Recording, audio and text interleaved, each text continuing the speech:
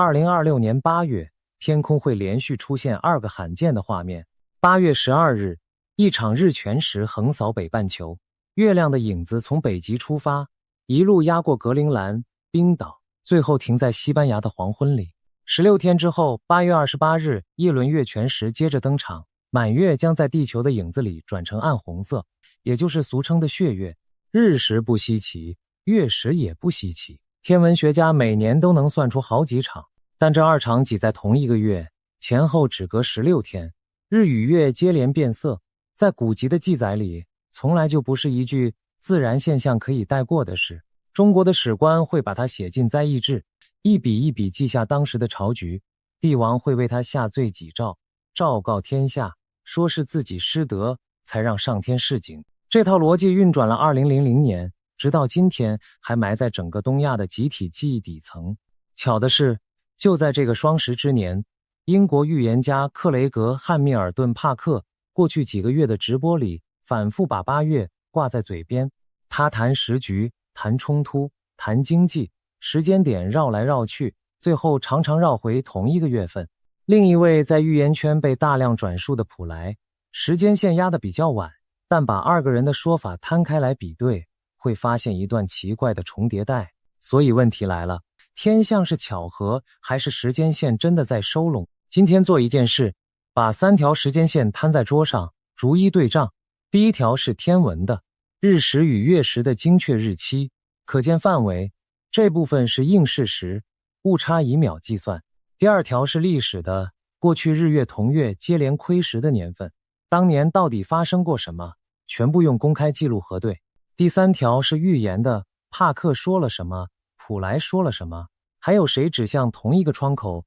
一律用转述呈现，不加油添醋。3条线各自独立，各自都有解释空间，但把它们叠在一起，有几个日期会重复出现，其中有一天落在16天窗口的正中央，而且跟台海的一段历史准确对上，准到让人不太舒服。这个交叉点放在最后揭晓，先从天上开始。日全食说穿了是一场精准的排队，月球走到太阳和地球的正中间，三者连成一直线，月球的影子投在地球表面，影子扫过的那条窄带里，白天会在几分钟内变成黑夜，太阳被完全遮住的区域叫全食带，通常只有100-200公里宽。站在带内，看得到平常完全看不见的日冕，气温会明显下降，地平线四周泛出诡异的晨光，鸟类归巢，路灯自动亮起。站在带外，只能看到太阳缺了一角。全食与偏食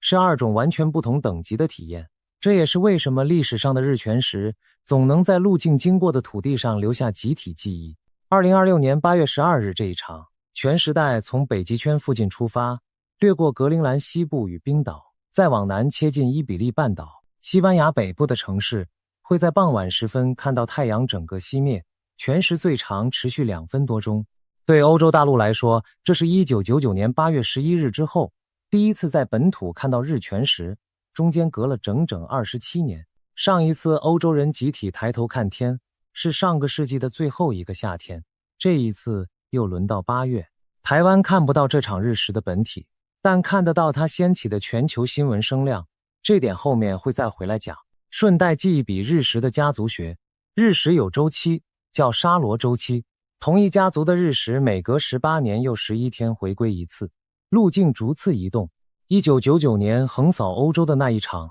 ，18年后回归成2017年8月21日横贯全美的美国大日食。再过18年，2035年9月，它的下一次回归，全食带将扫过东亚，包括中国华北的人口稠密区。换句话说，从1999到2017再到2035，同一道影子正沿着地球表面一步一步往东亚走。2026年这场属于另一个家族，但他把日食与大事的话题重新炒热之后，2035年那道排定要压过华北的影子，迟早会被翻出来讲，这是后话，先按下。月全食的逻辑刚好相反，这次换成地球站在中间，太阳、地球、月球连成一线，地球的影子罩住整个月面，月亮不会消失，因为地球的大气层会把阳光折射进影子里，波长较长的红光穿透力最强，于是满月变成暗红色、铜色，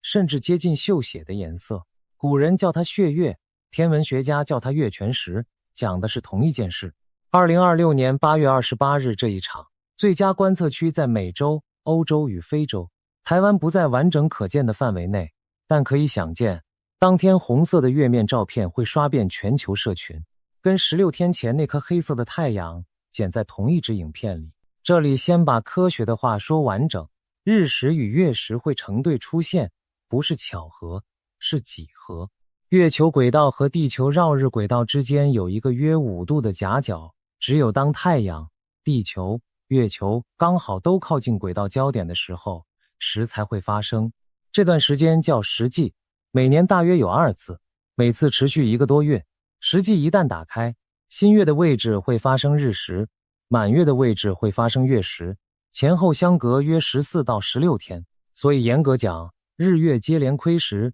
本身是天体力学的常态，但常态里有集聚，2场食都达到深度等级，又挤在同一个月份，可见范围又刚好覆盖人口稠密区，这几个条件同时成立的年份，翻开食的目录，1个世纪数得出来的次数并不多。天文学家看到的是轨道，古人看到的是另一回事。而古人怎么看，直接决定了接下来2000年帝国如何面对这样的天空。在中国的官方史书里，天象从来不是科学栏目，是政治栏目。24史里专门有一类篇章，叫五行志或者天文志、灾异志，日食、月食、彗星、荧惑守心全部登记在案，旁边注记当年的朝局，哪个权臣当道，哪场兵祸将起，哪位皇帝驾崩。史官的逻辑很直接，天人感应，天子是天的儿子，天空出状况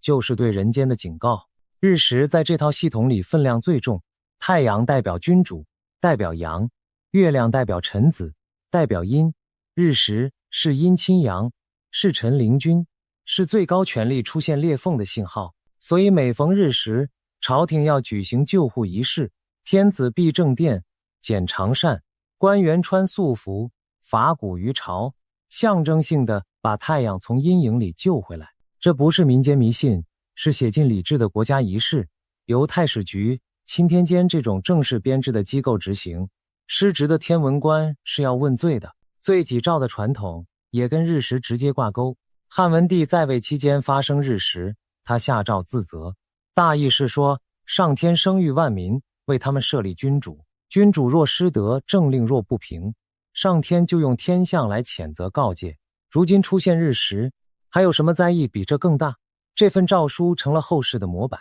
往后2000年日食之后，下诏自省，广求直言，大赦天下成了帝王的标准动作。做不做得真心是一回事，但完全不做，史官会记下来，后世会拿来评价这个皇帝。那日月并食呢？同一个月里，太阳和月亮接连出状况，在灾异的分级里属于加重项。最早的文本证据可以推到《诗经》里的一首诗，写周朝末年的天变。诗里先讲月食，再讲日食，大意是月亮亏食还算常见，太阳也跟着亏食，这就大大的不祥了。同一首诗接着写闪电、地震、山崩，把天上与地下的异象串成一张清单，指向朝政的败坏。也就是说，早在2000多年前，月食之后紧接日食，就已经被当成一组加强版的警讯来书写。历代战书对这类组合的解读，大意不脱几类：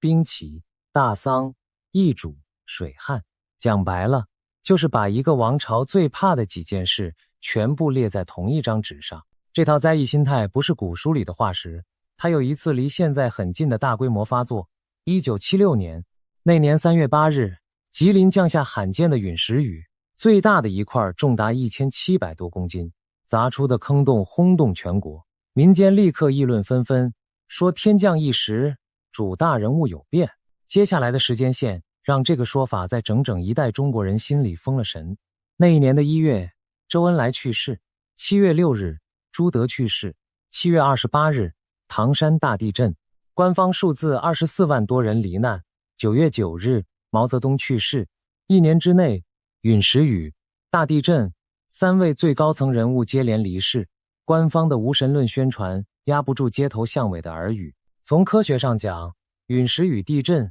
与人的寿命毫无关联，纯属时间上的巧合。但1976年证明了一件事，在意解读的心理结构并没有随着地质结束而消失，它只是转入地下，等下一次天象够大，时局够紧的时候重新浮上来。2026年的双十很可能就是它最新的浮出点。西方的传统另有一条线，指向的意象更具体，血月。希伯来先知书里有一句流传极广的话，约珥书写道，日头要变为黑暗，月亮要变为血，后面接的是大而可畏的日子来到。这段文字让月全食的红色在整个基督教文明里跟末日审判绑在一起，新约里也重复引用了同一个意象。这种恐惧有多好用？历史上有一个近乎黑色幽默的实测案例。1504年，哥伦布第4次航行美洲，船队搁浅在牙买加，被困将近1年。当地原住民后来拒绝再供应粮食。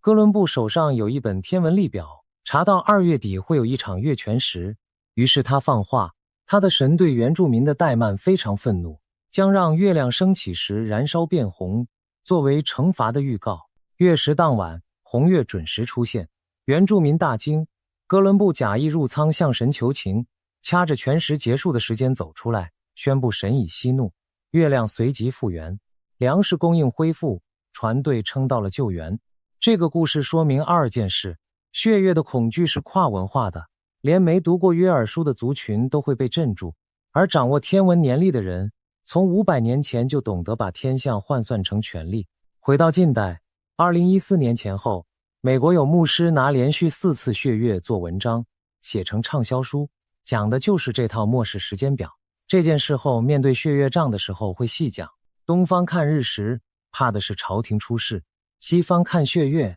怕的是末日将至。2套系统隔着欧亚大陆各自运转了上千年，却在2026年8月被同一片天空前后触发。问题是，这套古老的恐惧对得过账吗？过去真的有日月同月接连亏时，然后人间真的出大事的年份吗？有，而且不用翻太远，就在很多人的记忆范围之内。第一轮对账对4个年份：1914、1991、1999、2008，全部用公开的历史记录核对，日期精确到天。先看1914年，那年8月21日，一场日全食横过北欧与东欧，全食带扫过斯堪的纳维亚、波罗的海，一路压向黑海方向。而那个8月，正是第1次世界大战开打的第1个月。7月28日，奥匈帝国对塞尔维亚宣战。8月初，德国、俄国、法国、英国接连卷入。8月21日，月影扫过东欧的时候，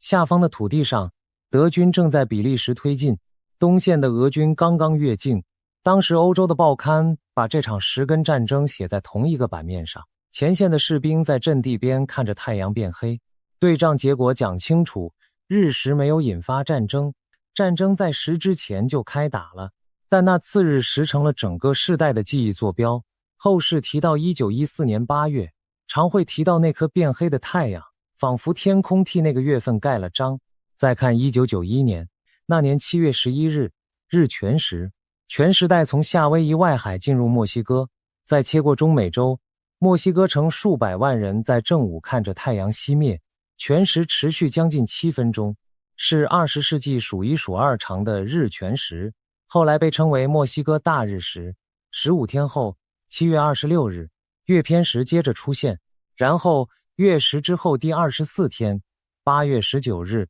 莫斯科发生政变，苏共强硬派软禁戈巴契夫，坦克开进红场，这就是819政变。政变3天崩溃，但苏联的权威跟着崩了。4个月后，1991年12月26日，苏联正式解体，一个统治了69年的超级大国在双十出现的那一年落幕。对仗结果，政变的火药是苏联内部积累多年的矛盾，跟天象无关。但如果拿古书的框架来套，日月接连亏时，其后大国易主，这个剧本在意志里写过太多次。第3个年份1999，这一年对台湾来说重量完全不同。1999年7月28日，月偏食。14天后，8月11日，日全食横扫欧洲，从英国康瓦尔、法国北部、德国南部，一路到土耳其、伊朗、印度。这是20世纪最后一场大日食。又因为诺斯特拉达姆斯那句被翻译成1999年7月恐怖大王从天而降的预言诗，全世界的媒体整整炒作了1年。8月11日当天，什么都没发生，嘲笑预言的社论都还没写完。6天后，8月17日，土耳其伊兹密特发生规模 7.6 的大地震，死亡人数超过17000人。重灾区恰好落在几天前全时代经过的走廊上。又过了35天，9月21日凌晨1点47分，台湾南投发生921大地震，2400多人罹难，全岛停电，中部山河变色。日食、月食2场毁灭性的大地震全部挤在同一个夏天。对账结果，没有任何科学机制能把时和地震连起来，这一点必须说死。地震是板块应力累积的结果，跟月影无关。但1999年的时间线就摆在那里，双十窗口关闭之后6周内，欧亚板块的两端接连断裂。第4个年份，2008，这一年的双十跟中国直接相关。8月1日，日全食，全时代从加拿大北部、西伯利亚切进中国新疆、甘肃，在华北上空结束。中国古书最忌讳的实践于境内，就是这个格局。15天后，8月16日，月偏食。而夹在2场时政中间的日子是哪一天？8月8日，北京奥运开幕，全中国的目光都在鸟巢上空的烟火。就在同一个晚上，俄罗斯军队开进乔治亚，俄侨战争开打。这是苏联解体后俄军第一次跨境对主权国家发动战争。奥运的烟火和南奥塞提亚的炮火发生在同一夜。日食之后第7天，月食之前第8天，正好在双十窗口的正中央。窗口关闭之后再过30天，9月15日，雷曼兄弟宣布破产，全球金融海啸开始。对账结果，2008年的双十窗口前后60天内包住了一场战争的开端和一场金融危机的引信。4个年份对完，先讲清楚立场。样本只有4个，这不是统计，是叙事。世界大战、政变、大地震、金融海啸，每一件都有自己完整的因果链，跟头顶的影子无关。但这一轮对账至少确认了一件事：日月双十的年份不保证出事，可是真出事的时候，事件有一种挤进窗口前后的倾向，或者说，人类的记忆有一种把它们摆进同一格的倾向。是天在排程，还是人在对号入座？这个问题先挂着，因为接下来要对的线不是历史，是一个还活着的人在镜头前反复讲的那个月份。克雷格·汉密尔顿·帕克，英国人，职业灵媒，同时是作家，常年经营通灵与解梦的网站，太太也是灵媒。他真正在华语圈出名，靠的是2件事。2016年，他在投票前公开表示川普会当选，那一年几乎所有主流民调都压克林顿。同一年，他也押中英国脱欧公投会通过。这2笔记录让他的频道订阅暴涨，此后每年年底发布隔年预测，成了预言圈的固定节目。华语自媒体也长期翻译搬运他的内容。先把丑话说在前面，帕克的预测是大量发布的，一年几十条，范围从政局、灾害到名人动态都有。说中的会被剪出来反复传播，没说中的自然沉底。这是所有预言者共同的结构性问题。对账的时候必须先把这个底扣掉。所以以下整理他的说法，只做2件事：记录他讲过什么时间、什么方向，不替他补细节，也不替他圆场。对账他的过往记录，2面都得摆。说中的那一面，除了2016年的川普与脱欧，他的支持者还列出过若干对灾害与政局的命中清单，很长，真伪掺杂。没说中的那一面同样具体。2020年美国大选，他压的是川普连任，结果拜登当选，这是一笔清清楚楚、剪辑不掉的失手。此外，他历年的预测里，大量条目写得太模糊，到了年底连对错都无从判定。把这份成绩单摊开，结论很中性。帕克不是神，也不是纯粹的骗子，他是一个命中率有起有落，但叙事能力极强的预言表演者。正因为如此，对他的说法，合理的态度不是信或不信，而是记录、标记时间，然后等日期到了回头核对。这也是接下来处理他8月说法的唯一方式。过去几个月，帕克在直播和影片里谈2026年的局势，有几个反复出现的元素。第一个是时间，他多次把敏感期放在夏季的尾端，讲到具体月份时，8月出现的频率明显偏高，大意是那段时间会有一波让市场和媒体同时紧张起来的事件，性质上跟军事动作和经济震荡都沾边。第二个是地理，他谈亚太的比重在增加，台海与南海的字眼近期常被观众在直播里点名询问，他的回答大意是局势会升温，会出现展示力量的动作，但他同时多次强调，他看到的画面比较像对峙和威吓，不是全面开战。第三个是经济，他提过秋天前后金融市场会有一段剧烈波动，时间描述横跨8月到10月，跟利率、债务这类字眼绑在一起。必须再强调一次，以上是转述加归纳，不是逐字引用。帕克的表达方式本来就是印象式的，一段直播里时间线经常跳动，同一件事在不同影片里的讲法会有出入。把他的说法定死到某一天的是剪辑的人，不是他本人。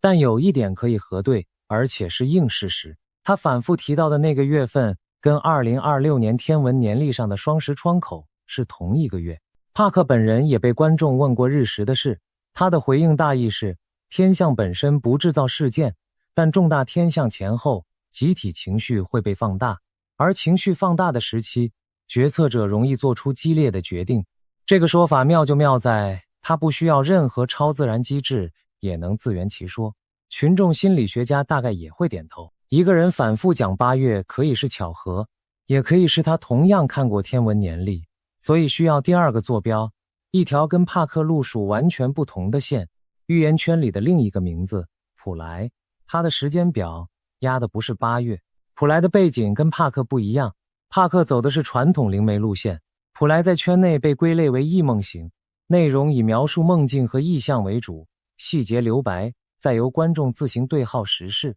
他被华语圈大量转述的说法里，跟2026年相关的部分时间坐标比帕克晚。普莱的说法是，真正的大事件落在秋天之后。他描述过的画面大意是，先有海上的对峙和封锁式的动作，再有金融层面的连锁反应，顺序上是军事在前，经济在后。他讲到季节时用的字眼多半是入秋、深秋，换算成月份大约是9月到11月。值得记录的是，普莱的转述版本里几乎没有出现过8月这个字眼，他的时间感是往后靠的。也就是说，帕克与普莱并不是互相抄袭的同一个声音，而是2条独立的线，一条停在夏末，一条从秋天开始，这反而让两线交界的那几天变得更值得标记。除了这2人，预言圈还有第3类声音，时间压得更精确，直接指向11月，而且理由跟超自然无关，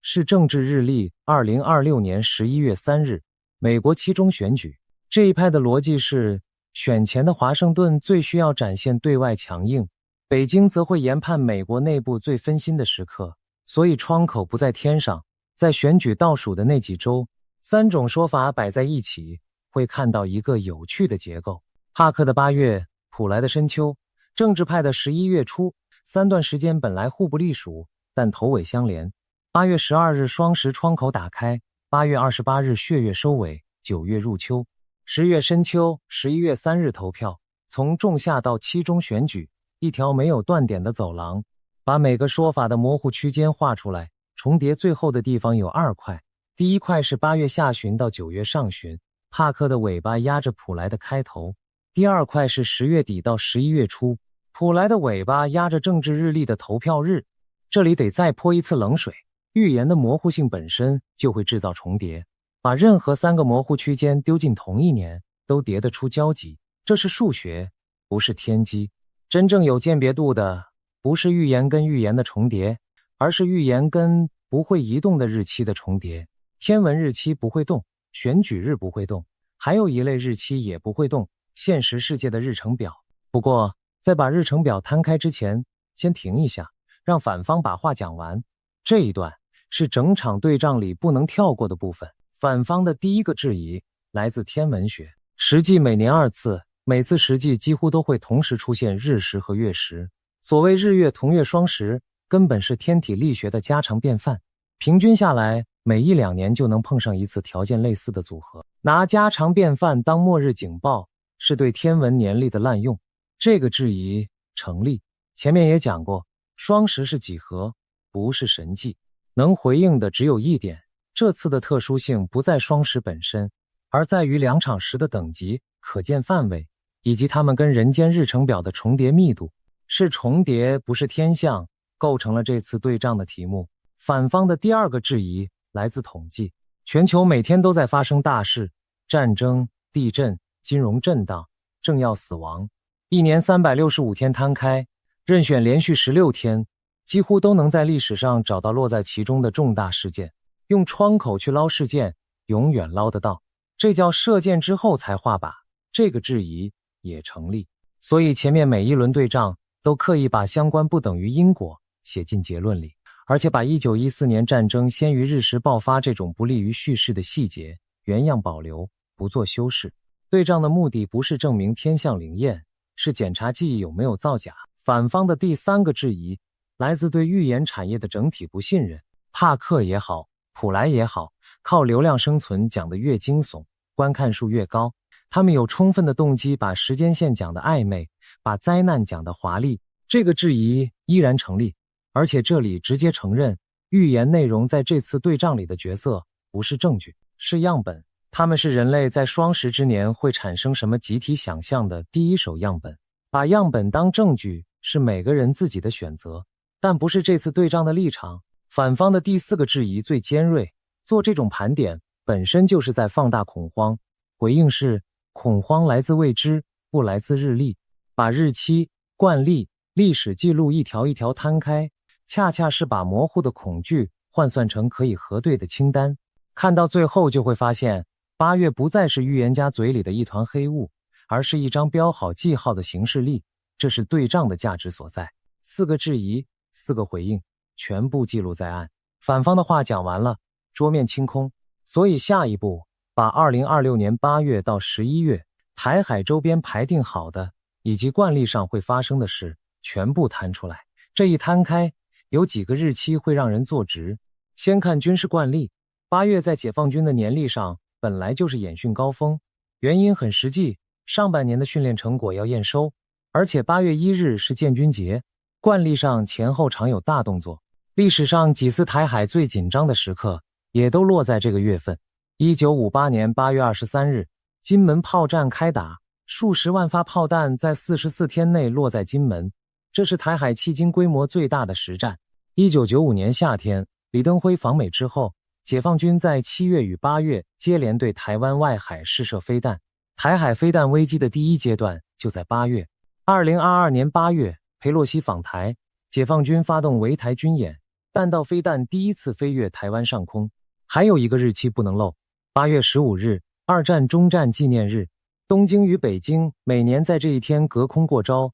靖国神社的参拜名单是北京必然反应的敏感点。而2026年的8月15日，落在日食之后第3天，正好在双十窗口之内。8月在台海与东亚的历史里是有前科的月份。而2026年的8月23日，823炮战68周年落在哪里？8月12日日食之后第11天，8月28日血月之前第5天，双十窗口的正中央。再看政治日历，中共高层有2个夏秋惯例。第一个是北戴河，每年7月底8月初，现任与退休的高层在北戴河休假间议事，会期不公开，但惯例上8月中旬前后结束。散会之后，秋天的政治议程才正式启动。第二个是秋季中央全会，中共中央委员会全体会议，惯例在秋季召开，人事、路线、重大决策都在这个场子定调。也就是说，8月中旬到深秋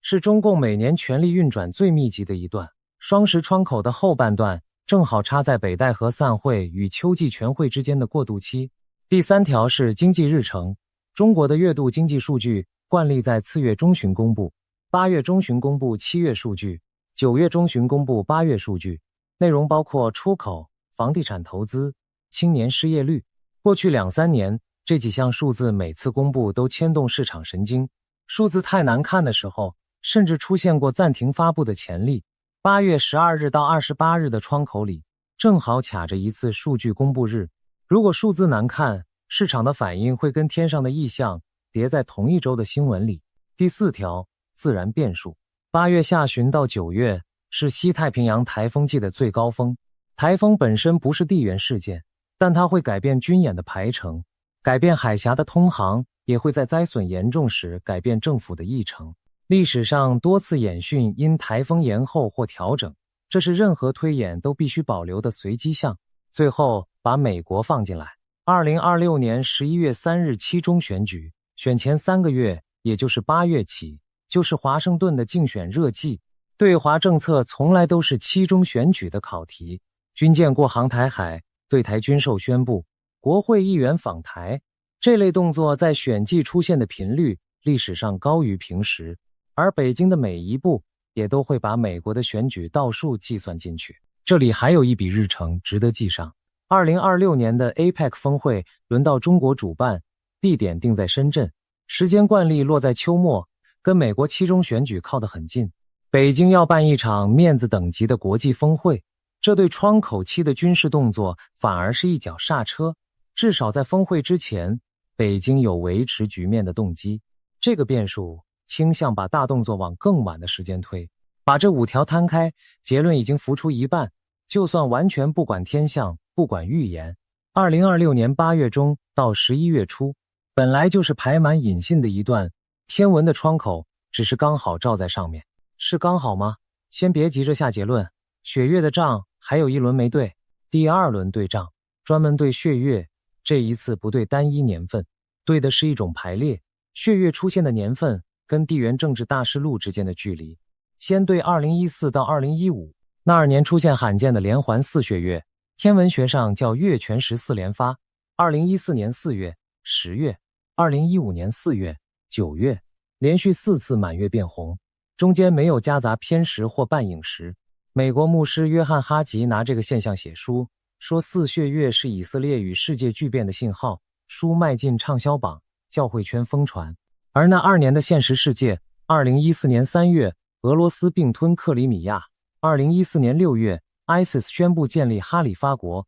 ；2014年7月17日，马航 MH17 客机在乌克兰东部上空被击落。然后是2015年9月28日，4连发的最后一次，同时撞上超级月亮，媒体称为超级血月。2天后，9月30日，俄罗斯正式开始空袭叙利亚，这是冷战结束后俄军第一次大规模跨出前苏联地区作战，最后一颗血月落下，48小时内俄军参战。再对2018年7月27日，那是21世纪至今持续时间最长的月全食，全食阶段长达103分钟，台湾当晚清晰可见。那一年美中贸易战开打，7月6日第1轮关税生效，血月升起的时候，正是2大经济体互征关税的第1个月。往后数年的科技战、脱钩、供应链重组，起点都在那个夏天。第3组，2022年，这一年有2次月全食。5月16日第1次，俄乌战争进入第3个月，马利波围城战接近尾声。11月8日第2次，这个日期值得放慢讲。2022年11月8日，美国期中选举投票日，而那一天，美国西岸在清晨，台湾在傍晚，都看得到完整的血月。台北的夜空还同场上演了罕见的月掩天王星，红色的月面把一颗行星藏到了背后。投票日撞上月全食，这是美国建国以来的第1次。天文机构算过，下一次投票日血月要等到2394年，也就是说，上一届美国期中选举是几百年一遇的血月下投票，而2026年这一届的投票日11月3日，距离8月28日的血月只隔67天。对完3组，把统计的底牌掀开，明说月全食平均每1-2年就会出现一次，几乎可以说年年有月食。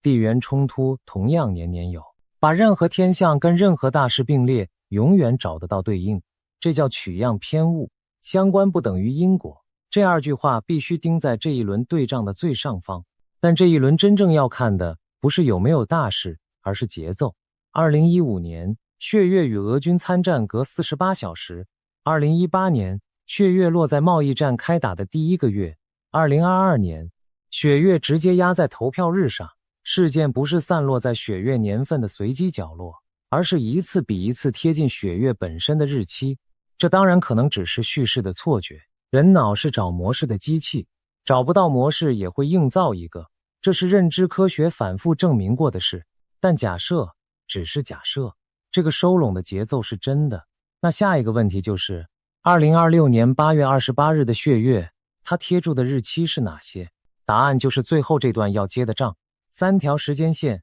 现在可以合并了，把3条线叠起来。第一条，天文线不会动的日期，8月12日日全食，8月28日月全食，中间16天。第二条，历史与日程线，8月1日建军节，8月上中旬北戴河会期，8月中旬7月份经济数据公布，8月23日823炮战68周年，8月底台风季高峰，9月中旬8月份数据公布，秋季中央全会惯例窗口，11月3日美国期中选举。第三条，预言线全部转述，帕克反复指向8月，性质是军事威吓加市场震荡，不是全面战争。普莱指向入秋之后，顺序是海上对峙在前，金融连锁在后，政治派压选前倒数几周。叠图的结果交叉点不是1天，是2个窗口。第一个窗口8月23日到9月上旬，理由是它同时满足最多条线。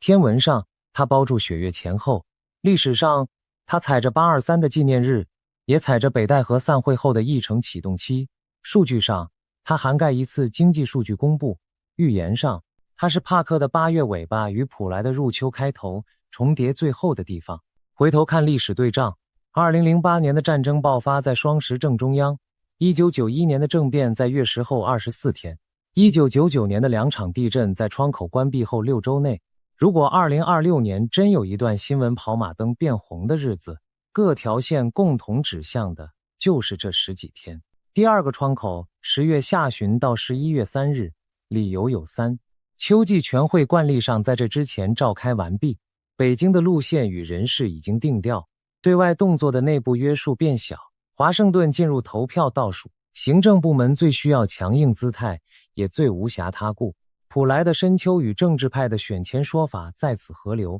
而2022年那颗压在投票日上的血月，让期中选举这个日期在预言圈的叙事里自带回声。2个窗口，一个含住双十的中段与尾端，一个在时后67天。这就是3条线全部摊开之后，桌上剩下的东西。再讲，如果什么都没发生之前，先把如果发生的样子推演清楚。根据前面所有对仗，窗口内若真的出事，最可能的不是天崩地裂，而是以下3种样态的其中一种。情境 A， 升级版的围台军演，对仗的模板是2022年8月，一个政治事件当引信，接着是围岛、飞弹、禁航区。2026年的引信候选很多，选季里华盛顿的动作，8月密集的纪念日，一次高调的访问，都够格。若走这个剧本，时间点大几率贴着8月下旬的纪念日与9月的数据公布，画面会很吓人，但性质仍是威吓。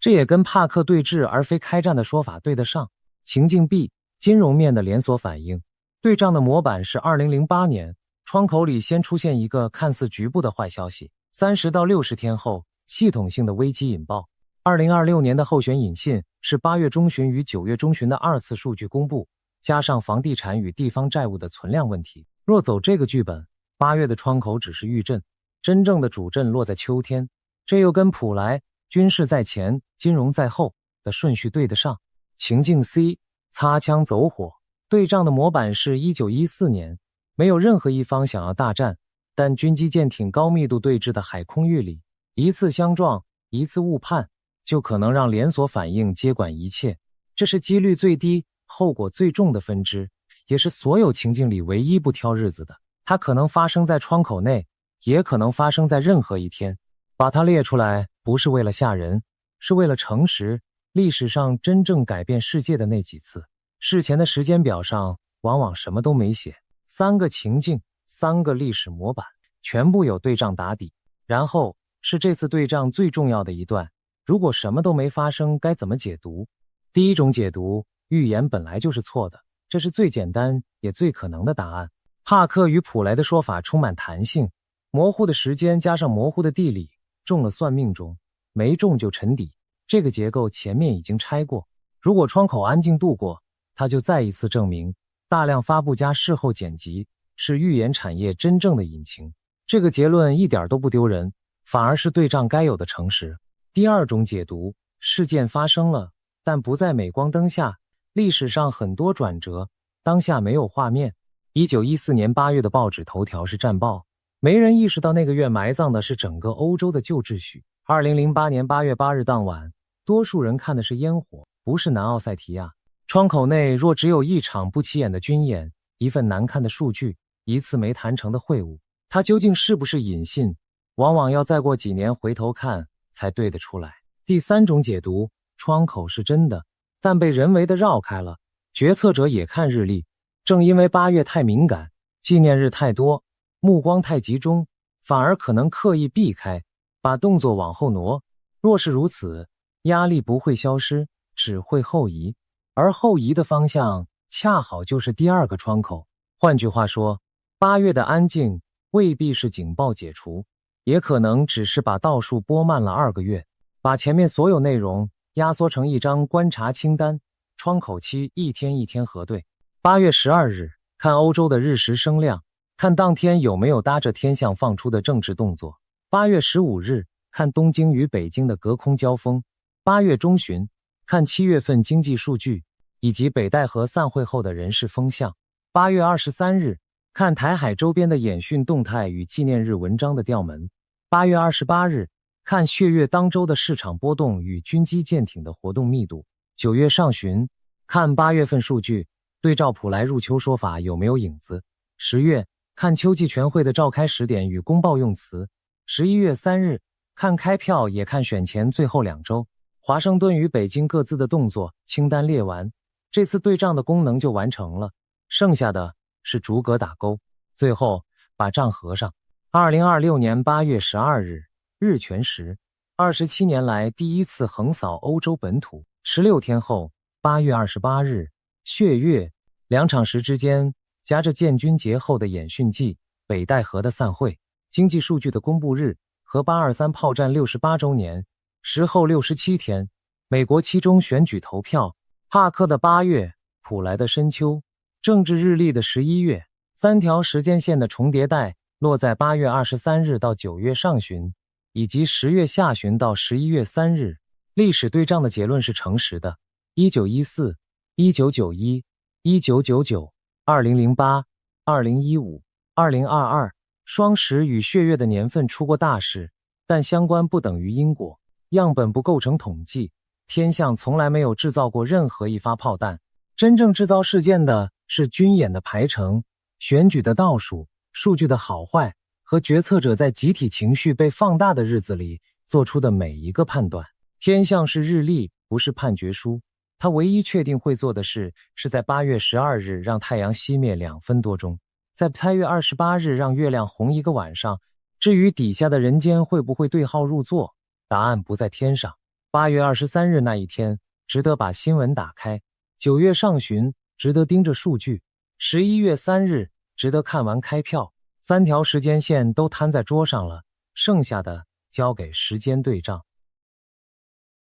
有一种看不见的力量正在悄悄伸进人类的大脑，有人不靠任何机器，凭着一个念头就能让密封玻璃罩里的物体移动；有人在众目睽睽之下缓缓飘离地面，飞过整座教堂；有人坐在没有窗户的密室里，却能准确说出几千公里外一座军事基地内部吊车与飞弹发射井的位置。而最让人脊背发凉的是，最近这几年，一种能直接读取你脑中念头，把你还没说出口的想法变成文字的技术，已经悄悄走出实验室。当一群顶尖学者开始用黑暗力量、思想入侵、认知自由这样的字眼来形容眼前正在发生的事情时，我们不得不停下来问一句：这一切到底是怎么回事？我们的思想真的还是我们自己的吗？要回答这个问题，我们得先回到很久很久以前，去看看那些被历史记录下来却无法被科学完整解释的怪事。今天这集我们会一层一层往下挖，从会飞的修士到能停住心脏的家庭主妇，从中情局养了20多年的通灵间谍，到席卷全球榜首的读心播客，一直挖到如今实验室里那台能把脑袋变成打字机的机器。我提醒你，越往后看会越觉得不对劲，因为你会慢慢发现，那个传说中的黑暗力量可能根本不是什么鬼神，而是一种我们亲手造出来却已经快要控制不住的东西。这集会比较长，也比较烧脑，但我保证看完之后你看待自己这颗脑袋的方式会不太一样。准备好了吗？我们开始。我们先从悬浮说起。在所有超自然现象里，一个大活人在光天化日之下飘起来是最难造假也最让人无法接受的一种。毕竟移动一根火柴，你还可以怀疑藏了细线，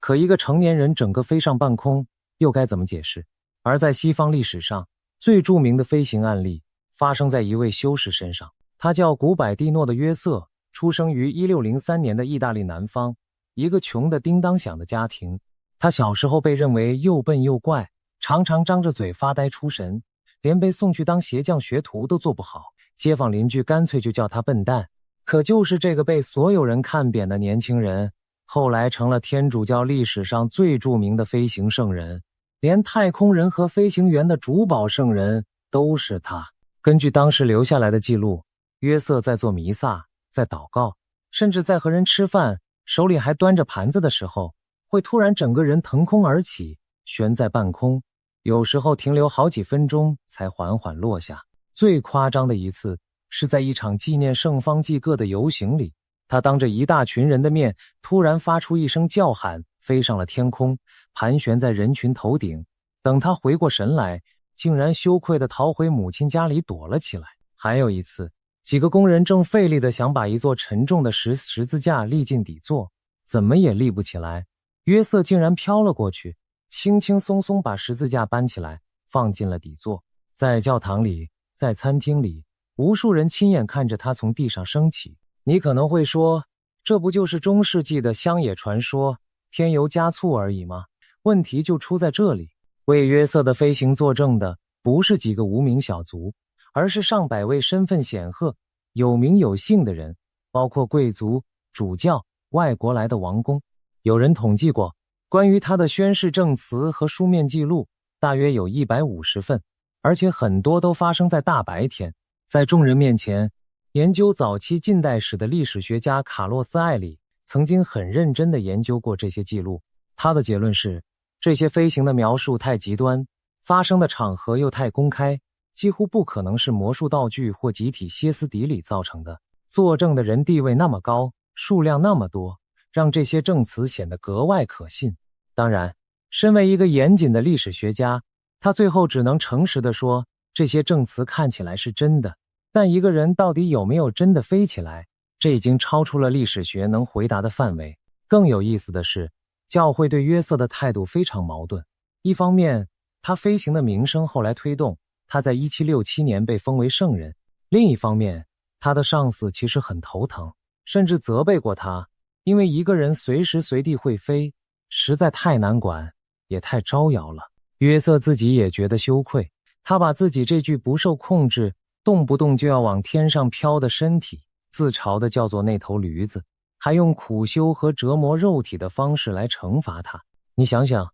一个能飞的人却为自己会飞而痛苦，甚至想尽办法压抑他，这个细节本身就比任何传说都要奇怪。如果是造假，他何苦要对自己的招牌绝活如此抗拒？如果说约瑟是宗教时代的代表，那么到了科学昌明的19世纪，又出现了一位几乎可以和他并列的人物——苏格兰通灵师丹尼尔·霍姆。活跃于1833年到1886年之间。和躲在教堂里的修士不同，霍姆是在上流社会的沙龙里，在众人围观的降神会上表演漂浮。他的传记作者说，他是那个时代最有名的人物之一。据说他漂浮了100多次，而且很多次是在光线充足、有多位可靠证人在场的情况下进行的。不是在伸手不见五指的黑房间。最有名的一幕发生在1868年的伦敦。据在场者描述，霍姆从3楼的一扇窗户飘了出去，悬在半空，又从另一扇窗户飘了回来。霍姆一生最让怀疑论者抓狂的一点是，他从来没有在他活着的时候被当场抓到作弊。许多科学家试图揭穿他，最后却一个个被弄得灰头土脸。当时最顶尖的化学家之一克鲁克斯曾经用各种仪器测试过他，记录到一些他无法解释的现象，这让克鲁克斯本人付出了不小的名誉代价。当然，后世的研究者并不买账。霍姆最权威的传记作者历史学家彼得拉蒙特在仔细研究了一辈子的资料之后，最后给出的看法是，霍姆是个骗子，只不过他的手法到今天都还没有人能完整解释。你看，这句话本身就充满张力。一个被认定的骗子，他的把戏却无法被破解，这正是整个灵媒时代留给我们最吊诡的遗产。其中最有名的一组测试发生在1871年，克鲁克斯把一架手风琴放进一个特制的铜丝笼子里，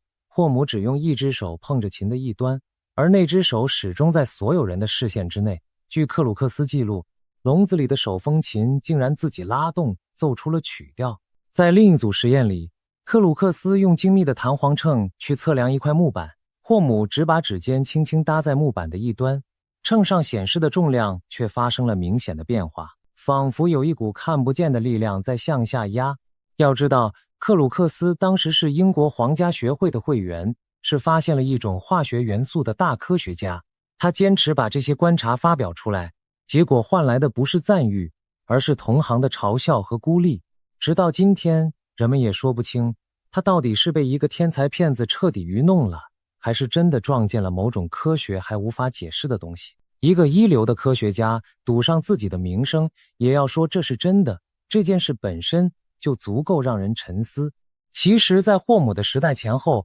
类似的灵媒一抓一大把，比如那位以掀桌子让物体在半空中漂浮闻名的女灵媒帕拉迪诺，也曾让不少科学家半信半疑。但他和大多数同行一样，最终都被怀疑论者和科学家逐一抓到了造假的破绽。除了西方，在东方的藏传佛教古老典籍里，也有不少关于修行者在深度禅定中悬浮的记载，描述僧人进入极深的专注状态后，仿佛可以暂时摆脱地心引力，安静地漂浮在离地数尺的地方。现代的怀疑论者当然会立刻提醒你，街头魔术师那种看似漂浮的把戏，其实只是一种利用视角错位的小技巧。网络上到处都是教学影片，看完你也能表演，所以问题就变得很尖锐。那些几百年前的飞行记录，会不会也只是同一类骗术？只是当时的人不懂门道。面对这个问题，科学家其实也有过大胆的猜想，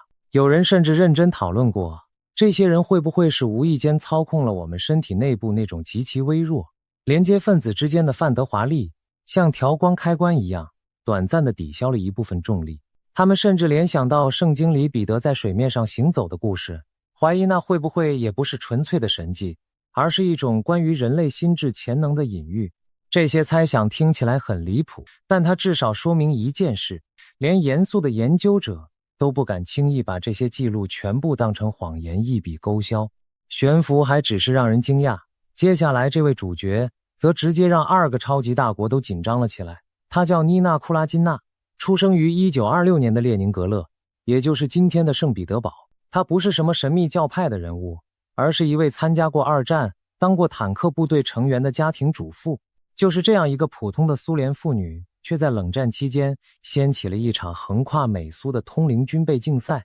故事是这样开始的，据说库拉金娜某天在家里无意间发现自己只要高度集中注意力，就能让信封之类的小东西移动。她形容那种感觉是体内升起一股灼热，沿着脊椎往上爬，然后延伸到身体之外。在一个无神论主导、公开排斥一切神秘主义的苏联社会里，研究这种东西其实是要冒风险的，但他的能力实在太引人注目。从1960年代到1980年代，超过25个受人尊敬的研究机构，包括苏联科学院和莫斯科大学，都在严格控制的条件下研究过它。为了排除藏线和磁铁的可能，科学家把要移动的物体罩在密封的玻璃罩里，甚至放进真空中。结果很有意思，在密封玻璃罩下，它依然能让物体移动，唯独在真空里，它什么也做不到，仿佛它操控的那股力量需要某种介质才能传递。1968年，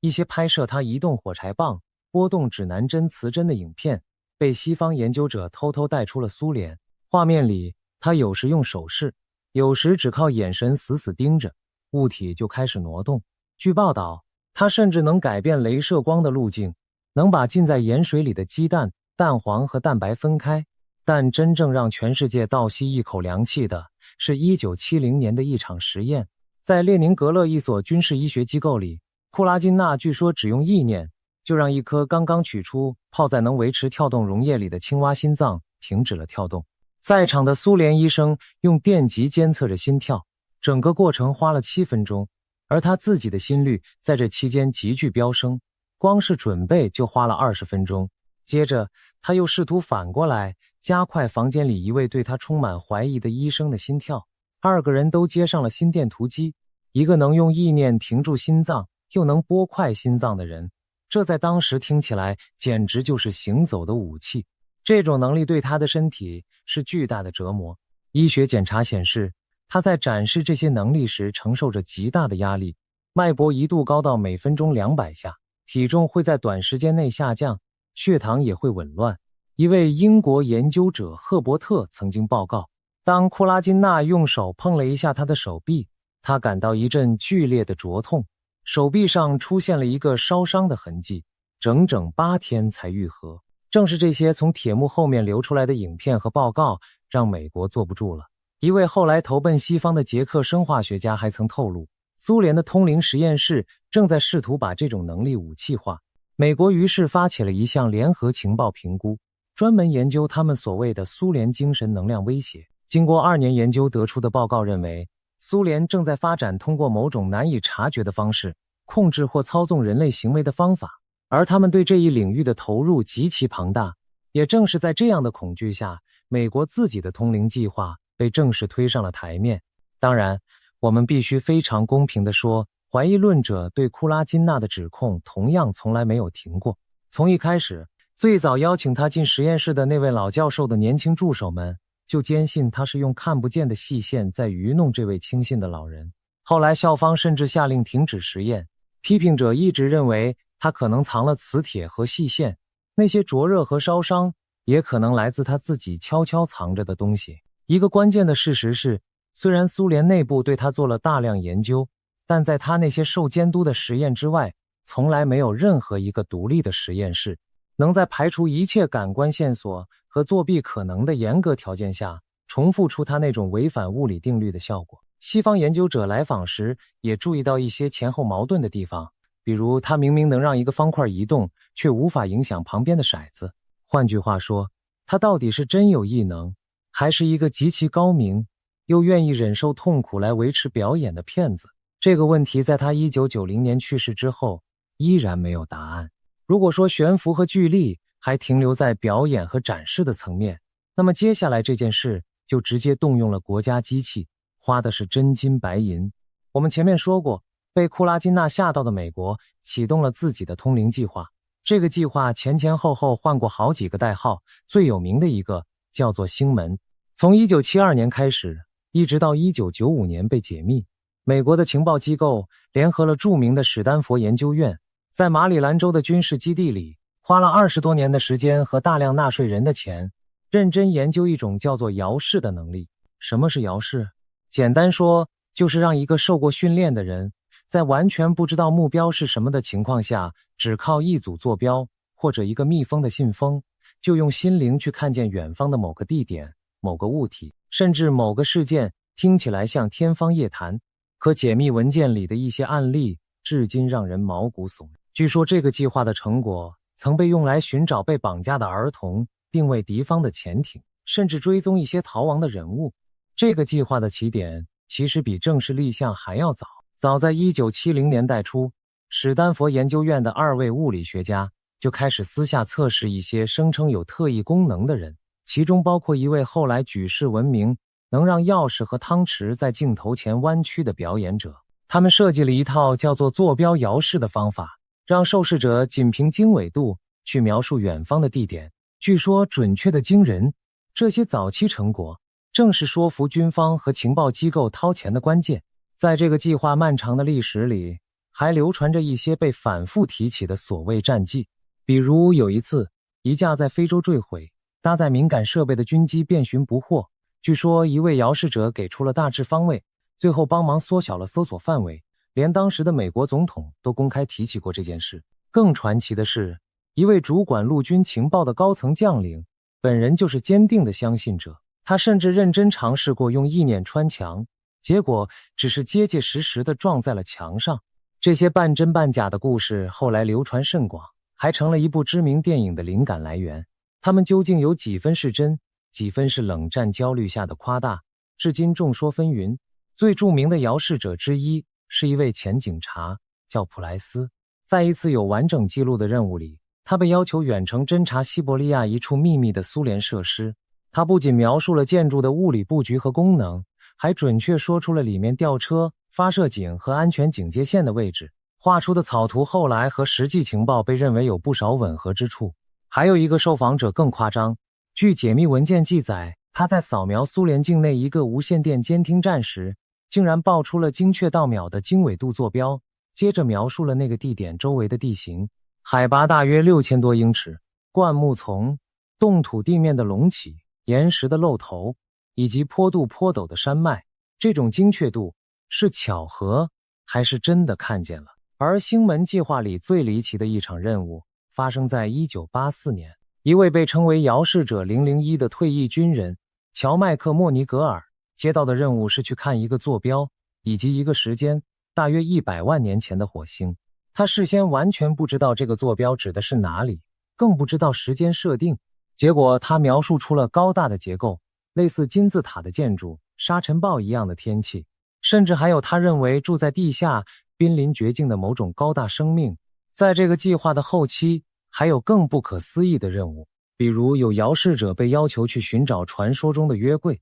据说他画出的草图竟然和圣经里的描述惊人的吻合，描述出一个用木头、黄金和白银做成，形状像棺材，上面装饰着天使般造型，被藏在中东某个潮湿黑暗地下的容器，附近还有圆顶建筑，以及说着某种语言、穿白袍的人。说到这里，你是不是觉得这简直神了？先别急，我们同样要把另一面讲清楚，这也是这集最重要的态度。星门计划最后是怎么结束的？它是在1995年被中情局自己组织的一次外部审查之后正式关闭的。审查请来了不知情的外部行为科学家来评估，结论非常冷酷。在20多年的时间里，遥视从来没有提供过任何一条能让情报部门真正拿去采取行动的可靠又准确的情报。那些听起来很准的案例，往往是事后从一大堆描述里挑出来的，而大量不准、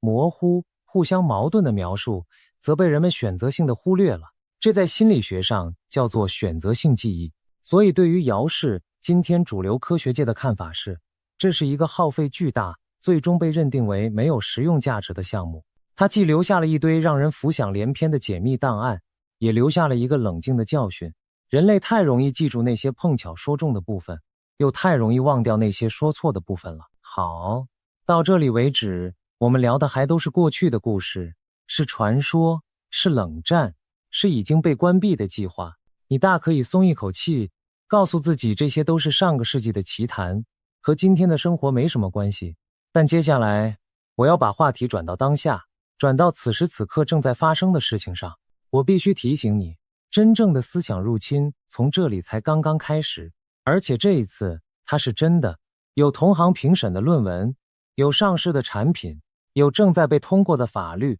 我们先看一段更黑暗的历史。早在1953年，美国中情局就启动了一项极度机密的精神控制计划，试图用药物、催眠和各种手段操控人的心智。这段历史后来部分解密，震惊了整个社会。也是在同一段时期，苏联被发现用微波长期照射美国驻莫斯科的大使馆，这就是著名的莫斯科信号事件。它直接催生了美方一个研究微波对生物和行为影响的潘朵拉计划。后来人们发现，苏联当时的真正目的可能是电子干扰和窃听，而不是控制心智，但那种被看不见的射线笼罩的恐惧已经种下了。1961年，美国神经科学家弗雷第一个发表论文，证明了一个真实存在的现象：短脉冲的无线电波能让被照射的人在脑袋里听到咔嗒声和嗡嗡声，这后来被称为微波听觉效应。到了1973年，一位叫夏普的研究者，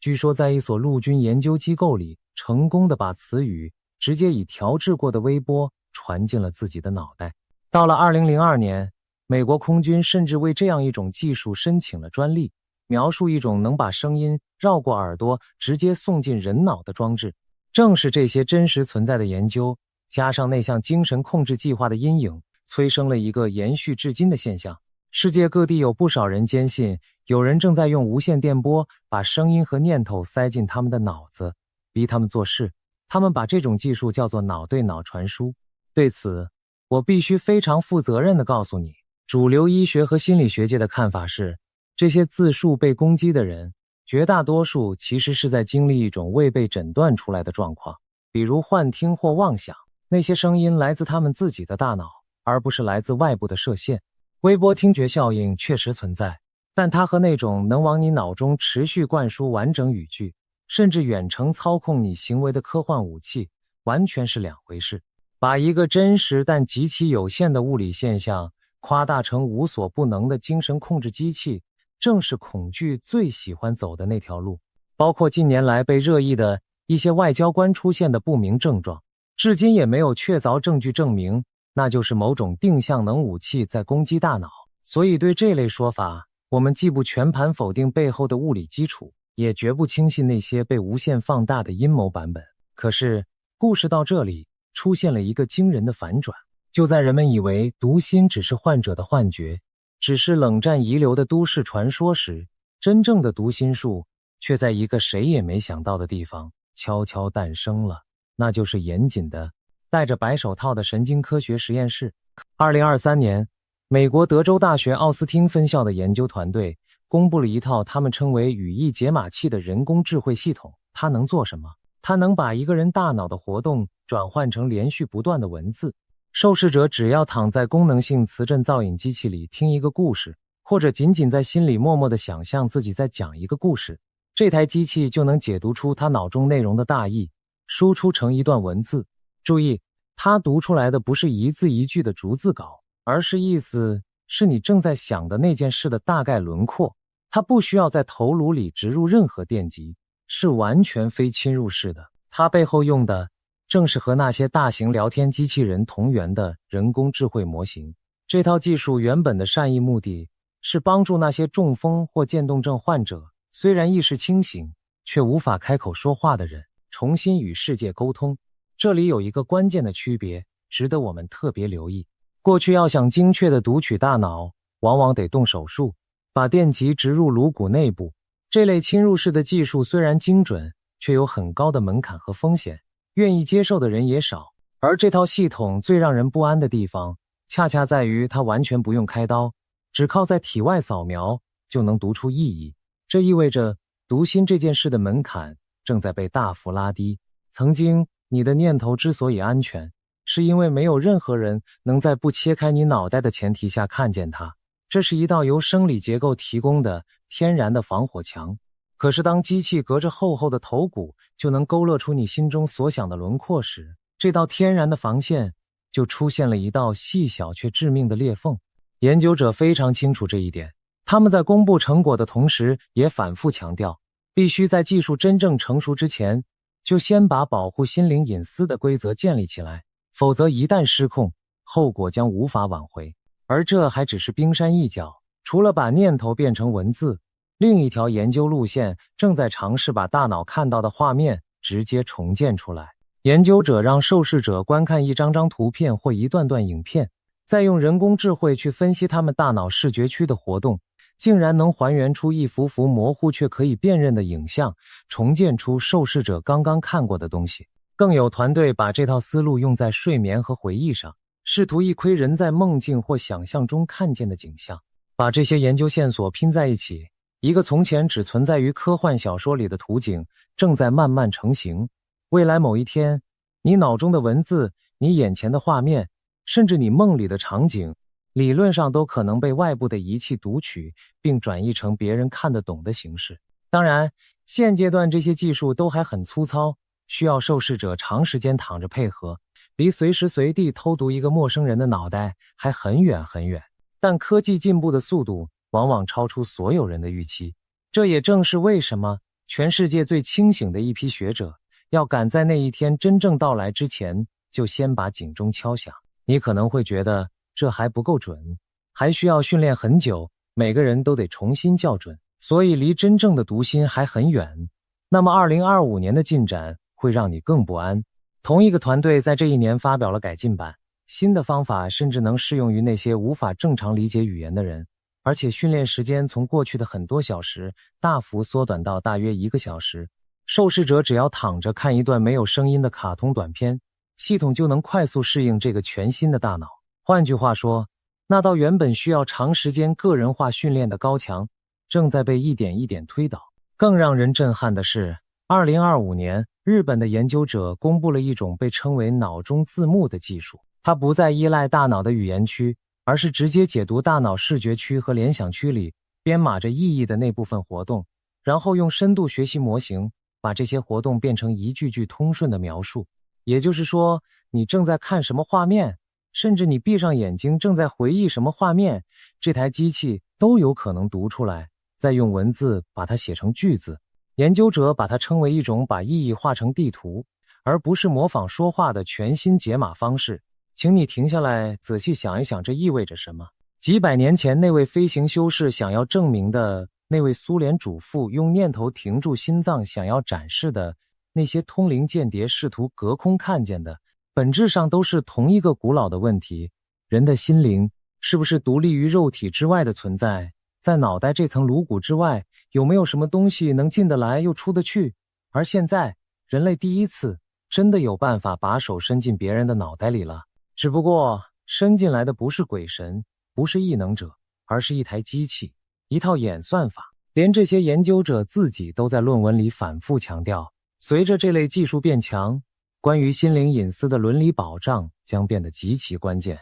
否则后果不堪设想。说到这里，也许你开始有点怀疑，那些古老的超能力会不会其实一直都是真的，只是被科学傲慢地忽略了。正好就在最近，这个问题以一种谁也想不到的方式重新点燃了全世界。2024年，一档叫做心电感应录音带的播客悄然上线。它的主题很大胆，声称一些重度自闭、无法说话的孩子竟然拥有心电感应的能力，能够读出父母和老师心里默念的词语，能说出藏在背后的卡牌花色，甚至能读出母亲正在默读的一本书里的字句。这档节目的数据才是最惊人的部分。它在2025年初一路冲上了美国和英国播客排行榜的顶端，一度把长期霸榜的那档超级热门访谈节目都挤了下去，至今仍稳居前列。据信已经有数百万人听过他那些令人屏息的内容。为什么一档讲超能力的节目能红成这样？有人说，这反映了某种后疫情时代的集体心境，人们对主流科学说法的信任在动摇，对神秘和超验的东西越来越开放。但是我同样要把科学界严厉的另一面原原本本讲给你听，这非常重要。这档节目受到了大量专业人士的猛烈批评，核心问题在于它所依赖的测试方法是一种早已被广泛质疑，名叫辅助沟通的技术。在这种方法里，一位辅助者会扶着自闭孩子的手或手臂，协助他在字母板上选字。问题是，大量已发表的研究显示，真正决定打出什么字的，往往是那位辅助者本人，而不是孩子。这在心理学上是一种无意识的引导。美国的言语语言听力协会明确建议不要使用这类方法，认为它剥夺了当事人独立沟通的权利。批评者直言，这档节目把未经严格验证的东西包装成了无可辩驳的证据。换句话说，那些看似读心的奇迹很可能只是辅助者在无意间把自己脑中的答案借孩子的手打了出来。所以对待这档现象级的节目，我们既要理解它为什么能打动那么多人，也要守住那条最基本的底线。非凡的主张需要非凡的证据。不过，这档节目的爆红本身就是一个值得玩味的讯号。它之所以能在短短几个月内席卷数百万人，靠的不只是猎奇，更是它触碰到了许多父母内心最深的渴望。那些有着无法说话的孩子的家庭，太想知道自己的孩子内心究竟在想什么，太想相信在那道沉默的墙后面住着一个完整、丰富、能爱能懂的灵魂。这份渴望是如此真实，如此动人，以至于人们愿意暂时把怀疑放在一边。这也提醒我们，为什么关于心灵和读心的故事总能一次又一次抓住人类的心。因为在最底层，我们每个人都困在自己的脑袋里，都渴望被另一个人真正的、完全的理解，渴望那种心意相通，不必开口就能彼此明白的连结。心电感应之所以是人类最古老的幻想之一，正是因为它许诺了一种终极的、不再孤独的可能。而这份渴望有多强烈，当有一天技术真的能窥探内心时，我们可能就有多么措手不及。说到证据，这就要提到一场持续了半个多世纪的科学辩论。为了严格检验心电感应到底存不存在，研究者设计了一种叫做全浴场的实验。简单说，就是把接收者放进一种轻度的感官隔离状态，眼睛蒙上柔光，耳朵听着白噪音，让大脑处在一种放空的背景里，然后让另一个房间里的发送者努力把一张图片的内容用意念传给他，最后让接收者从4张图里选出刚才被传送的那一张。这个实验最迷人的地方在于数字，在纯粹靠运气的情况下，接收者猜中的几率应该是1/4，也就是 25%。但是把几十年来大量的全浴场实验汇总起来分析，接收者的命中率稳定地停在 32% 左右，明显高于碰运气。著名的支持者迪恩·雷丁曾经把这种偏差算到极致，宣称命中率高到让这一切纯属偶然的几率是上万亿分之一。另一位心理学家贝姆更是把相关的研究发表到了主流的顶尖心理学期刊上，引发轩然大波。因为那意味着一群完全不熟悉这段历史的主流心理学家第一次正面看到了这些数据。但是请务必记住故事的另一半，怀疑论者的火力同样猛烈。心理学家布莱克莫尔年轻时曾满怀期待地拿到资助，跑去一位以实验结果惊人著称的研究者实验室学习，本想偷师，结果却亲眼发现对方在实验中故意违反自己设定的规则，几乎可以确定是在作弊。这让他从一个热忱的相信者变成了冷静的怀疑者。另外，当不同的研究团队试图去重复那些成功的结果时，命中率时高时低，难以复制。有人汇总出明显的效果，另一些人重新分析后却发现效果消失了。双方为了该不该剔除某些异常的研究吵了几十年。所以，关于心电感应，最诚实的结论或许是这样：存在一个微小的、无法用已知物理或生物机制解释的统计偏差，但它太弱，太不稳定，没有任何一个团队能够按照命令可靠地把它重复出来。它既不肯被证实，也始终不肯彻底死去，就这样悬在科学的灰色地带里。好，我们绕了一大圈，从会飞的圣人讲到能读脑的机器，讲到席卷全球的读心播客，讲到争论不休的实验室。现在是时候回到最开始那个问题了，那个被顶级专家警告的黑暗力量到底是什么？我想答案可能和你一开始想的完全不一样。它不是教堂上空的漂浮，不是隔空遗物的异能，也不是哪个间谍的天眼，更不是什么读心的孩子。真正让今天最清醒的学者夜不能寐的是另外一件事，一件正在你我身边安静发生的事。请你听好下面这组真实的时间线。2021年，智利成为全世界第一个把神经权利写进宪法的国家，明确保护公民的心灵隐私和大脑完整性。2023年，智利最高法院做出了一个被称为里程碑的判决，裁定一家美国神经科技公司必须删除它通过一款脑电头环从一位前参议员那里收集到的脑部数据。这是第一次有最高法院真的为心灵隐私动用了司法的牙齿。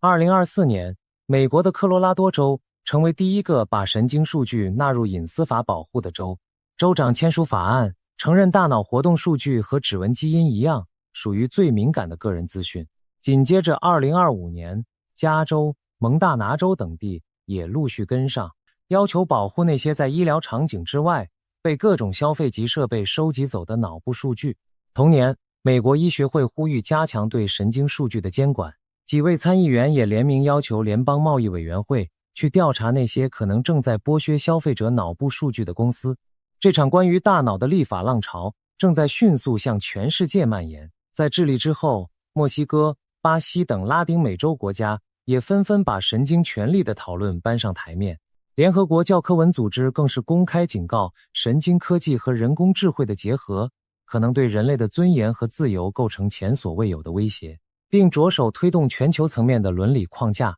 在欧洲，西班牙早就把数位环境下的权利写进了宪章，其中就包含对思想自由的保护。回头看那桩智利的判决，它之所以被反复称为里程碑，是因为法院第一次明确认定，从你大脑里采集到的讯号不是普通的数据，而是触及人格核心的特殊资讯，必须受到最严格的对待。当一个国家的最高法院愿意为了一个人脑中的电讯号去命令一家科技公司把数据删除的时候，这背后传递的讯号再清楚不过。人类已经第一次集体意识到，最后的隐私堡垒就是我们的这颗大脑，而这座堡垒的城墙正在变薄。为什么这些国家和地区要这么急着立法去保护你的大脑？因为一份来自神经权利倡议组织的调查揭开了一个令人不寒而栗的事实。在30家可以在网络上买到神经科技产品的公司里，有29家都能取得你的大脑数据，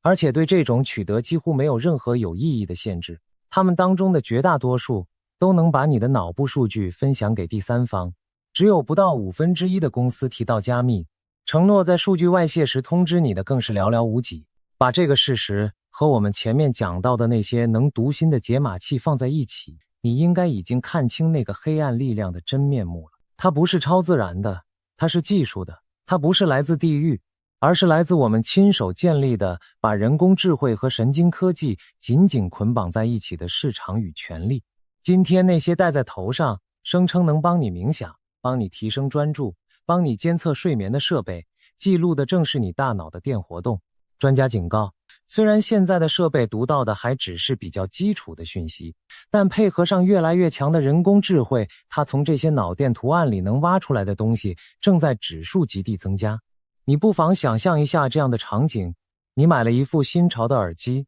它号称能侦测你的专注度，在你走神时提醒你，你带上它工作，带上它睡觉，带上它玩游戏。它确实很好用，可与此同时，它也在日夜不停地记录着你大脑的电活动，而这些数据，根据那份冰冷的调查，很可能正被悄悄地传给你从未听说过的第三方。今天，它也许只能读出你是清醒还是疲倦，可是当演算法越来越聪明，当这些零碎的脑电讯号被海量地累积，再交给人工智慧去寻找规律时，它能推断出来的东西可能远远超过你的想象。你的情绪起伏，你对某个广告的真实反应，甚至你内心深处连自己都不愿承认的偏好和倾向。你以为你只是买了一副耳机，可你交出去的是一扇通往你内心的窗户。这不是遥远的科幻，这是已经摆在货架上正在发生的现实。当一台机器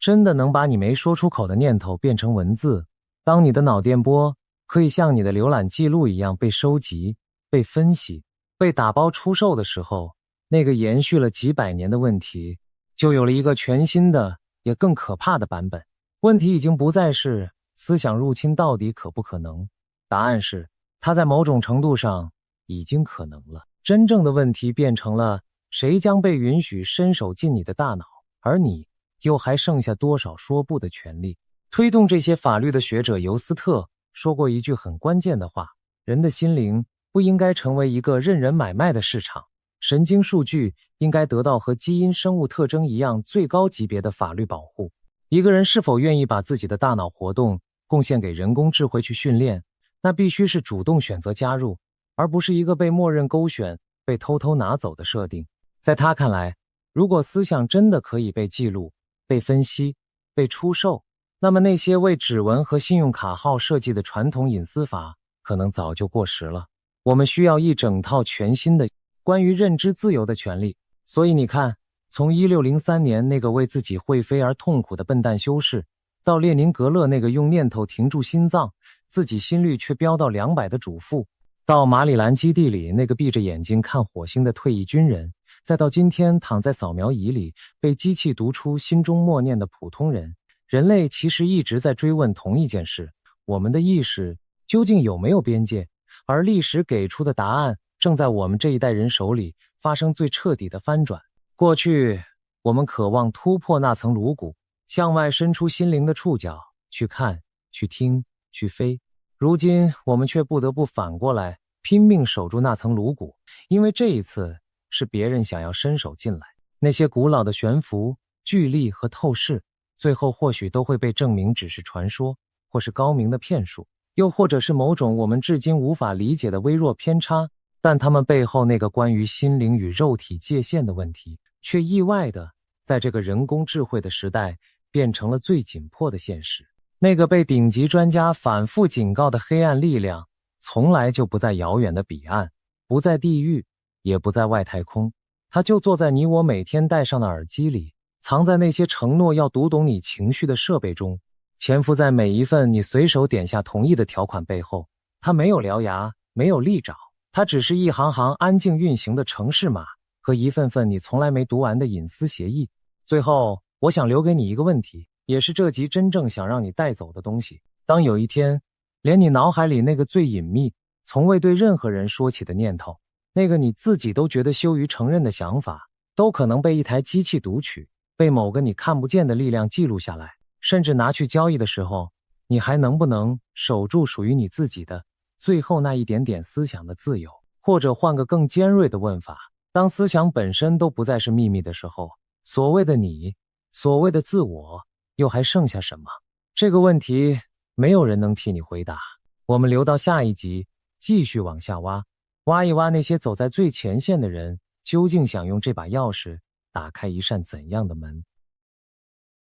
他说，中国正在走向分裂，而分裂的第一道裂缝可能就从几座你我都熟悉的城市开始。4个城市宣布独立，这听起来像天方夜谭，像深夜酒后的胡言。可是当我们把它过去30多年的记录一页一页摊开来看，再把2026年上半年这个世界真正发生的事情一件一件仔细对照回去，你会发现一件很不舒服的事实：有些原本以为荒谬透顶的预言，正在一寸一寸地变成新闻的标题。我们今天不急着替你下任何结论，我们只想把他说过的每一句话原原本本地还原到你眼前，把那些真实世界里的蛛丝马迹一并铺开，然后把最终的判断权安安稳稳地交回到你自己手里。因为在这个真假难辨的年代，最珍贵的从来不是别人喂给你的答案，而是你自己愿意停下来好好想一想的那份清醒。在我们正式一项一项拆解这份清单之前，你可能会好奇，为什么偏偏是2026年被帕克赋予了如此不寻常的分量？在他的眼中，这一年并不是一个孤立的年份，而是一连串巨大变局的汇合点，是许多条原本各自流淌的暗河，在这一年轰然交汇成了一片汹涌的洪流。经济的周期走到了一个危险的临界，地缘的板块挤压到了一个紧绷的极限，而科技的狂潮也正冲向一个难以为继的顶点。当这么多的张力在同一个时间点上叠加，任何一个微小的火花都可能引发连锁的爆炸。这就是帕克为什么会把2026年称为那个一切都将改变的年份。他并不是在故弄玄虚，而是真切地感觉到我们正站在一个历史的转折点上，身后是一个正在崩塌的旧世界，身前是一个尚未成型、充满了未知的新时代。理解了这份沉重的背景，你才能真正读懂他接下来要说的每一句话。先把最重的那句话说清楚，他为2026年下的定调，核心其实只有一个字：乱。他说，这一年是旧世界秩序彻底崩塌之前最剧烈的一次阵痛，是革命，是动荡，是政治的翻覆与洗牌。但同时，它也是灵性的觉醒，是一个旧循环走向终点，新循环正要诞生的黎明。而在这幅巨大的乱世长卷里，他用了最浓最沉的一笔，画下的就是中国。他的说法大致是这样的：中国共产党的终结会从2026年开始显现。请你一定要注意这句话的分寸，它并不是说政权会在这一年就直接垮台，而是说那道长期被粉饰、被掩盖、被无数人刻意选择不去看的裂缝，会在这一年第一次被所有人清清楚楚地看见。他形容中国会进入一段他称之为可见的内部分裂的时期，工资发不出来，债券被冻结，地方的财政像一口被抽干的池塘，彻底见了底。他还说会有一场重大的基础设施灾难，可能是一场惨烈的火车事故，也可能跟那座举世闻名的三峡大坝有关。他甚至补了一句更让人脊背发凉的话，会有一位高层的官员神秘地消失或者死去，而那位坐在最高位置上的人健康状况将会明显的恶化。我们先把这些预言轻轻放下，回到冷冰冰的现实里走一圈。当你翻开2025到2026年关于中国经济的种种讨论与数据，你会发现帕克嘴里那幅画面并不是凭空捏造出来的惊悚片。工资发不出来，对应的是许多地方政府与民营企业实实在在的欠薪与拖欠，是无数普通家庭在群组里传来传去的讨薪截图，是老师，是医护，是基层公务员，一个个在深夜里对着手机发愁的脸。债券被冻结，对应的是那些曾经呼风唤雨的房地产巨头，一个接一个的违约暴雷，是老百姓辛苦攒下的理财产品，到了期却兑付不出来的那种绝望。地方财政见底，对应的是土地卖不动之后，那个曾经靠卖地撑起来的庞大财政循环，开始一环一环的断裂，链条上的每一个人都在被迫勒紧裤带，再加上通缩的阴影挥之不去，物价与需求同时走弱，年轻人投出几百份履历却石沉大海，毕业就等于失业，成了他们挂在嘴边的自嘲。你不需要相信任何神秘的力量，光是把这些冷冰冰的现实摆在一起，帕克那句可见的内部分裂就已经有了让人不寒而栗的质地。这正是他最擅长的地方，他很少给你一个精确到某月某日的答案，他给你的是一种氛围，一种趋势，一种你事后回头看会忍不住倒吸一口凉气的方向感。而在这些看得见的数字背后，还有两股看不见的暗流正在悄悄地改变着这个国家的底色。第一股是人口的悬崖，新生儿的数量一年比一年少，而老去的人口却越来越多。这意味着未来能够创造财富，能够撑起整个社会保障体系的年轻人将会越来越稀少。这是一场没有硝烟却足以动摇国本的慢性危机。第二股暗流则是资本与人才的流动。当一部分手里握着财富的人开始对未来感到不安时，他们会想方设法地把资产转移到自认为更安全的地方，而一部分优秀的年轻人也开始把目光投向远方，寻找新的可能。这种悄然的流失就像是从一个巨大水池的底部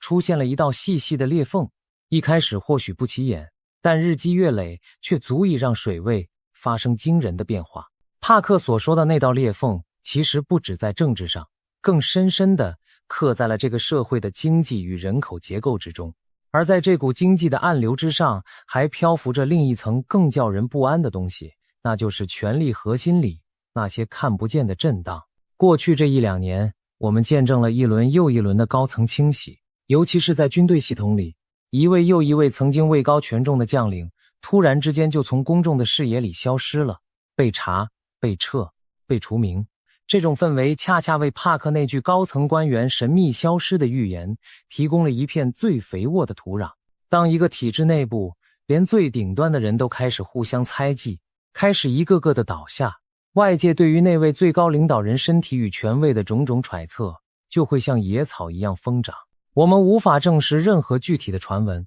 这里也不做任何无凭无据的断言，但我们要说的是，帕克之所以敢在这个方向上下重注，正是因为他嗅到了那股从权力最深处渗出来的不安与焦躁。一个朝代真正的危机往往不是从边疆开始的，而是从心脏开始的。历史一次又一次地告诉我们，当一个庞大的政权开始把最多的精力用来对付自己人的时候，那道帕克所说的裂缝也就悄悄地张开了他的口。帕克说最高领导人健康恶化，这句预言之所以格外牵动人心，是因为他戳中了这个庞大体制一个最要害也最讳莫如深的软肋，那就是接班的问题。在一个权力高度集中于一人之手的体系里，最大的脆弱往往就藏在顶峰，因为当所有的权柄、所有的决断都系于一个人的身上时，一旦这个人出了任何状况，整个系统就会瞬间陷入一种毫无预案的巨大真空。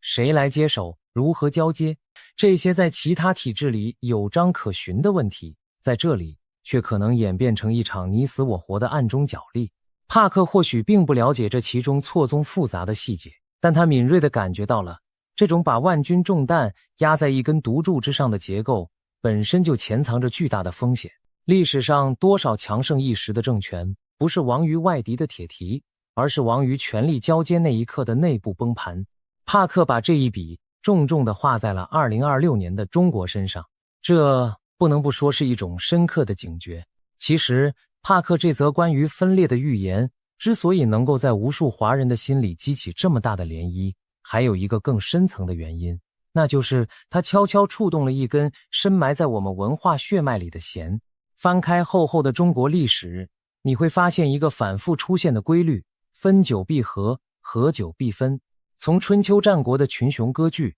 到秦汉的大一统，再到三国两晋的分崩离析，隋唐的再度整合，然后又是五代十国的四分五裂，这片土地就像在呼吸一样，一次次的聚拢，又一次次的散开。每一个看似坚不可摧的庞大王朝，在它最鼎盛的时候，往往就已经埋下了衰败的种子，而最终压垮它的常常不是外来的强敌，而是内部的土地兼并、官吏的腐败，还有那越积越厚，最终再也盖不住的民怨。帕克或许并不精通这些具体的朝代更迭，但他作为一个旁观者，似乎恰恰捕捉到了这种周期性的宿命般的律动。当我们把他的预言放进这条长达数千年的历史长河里去看，你会发现它听起来竟不再那么像天方夜谭了。那么4个城市宣布独立这句最耸动的话究竟是怎么来的呢？我们必须诚实地告诉你，帕克本人真正反复强调的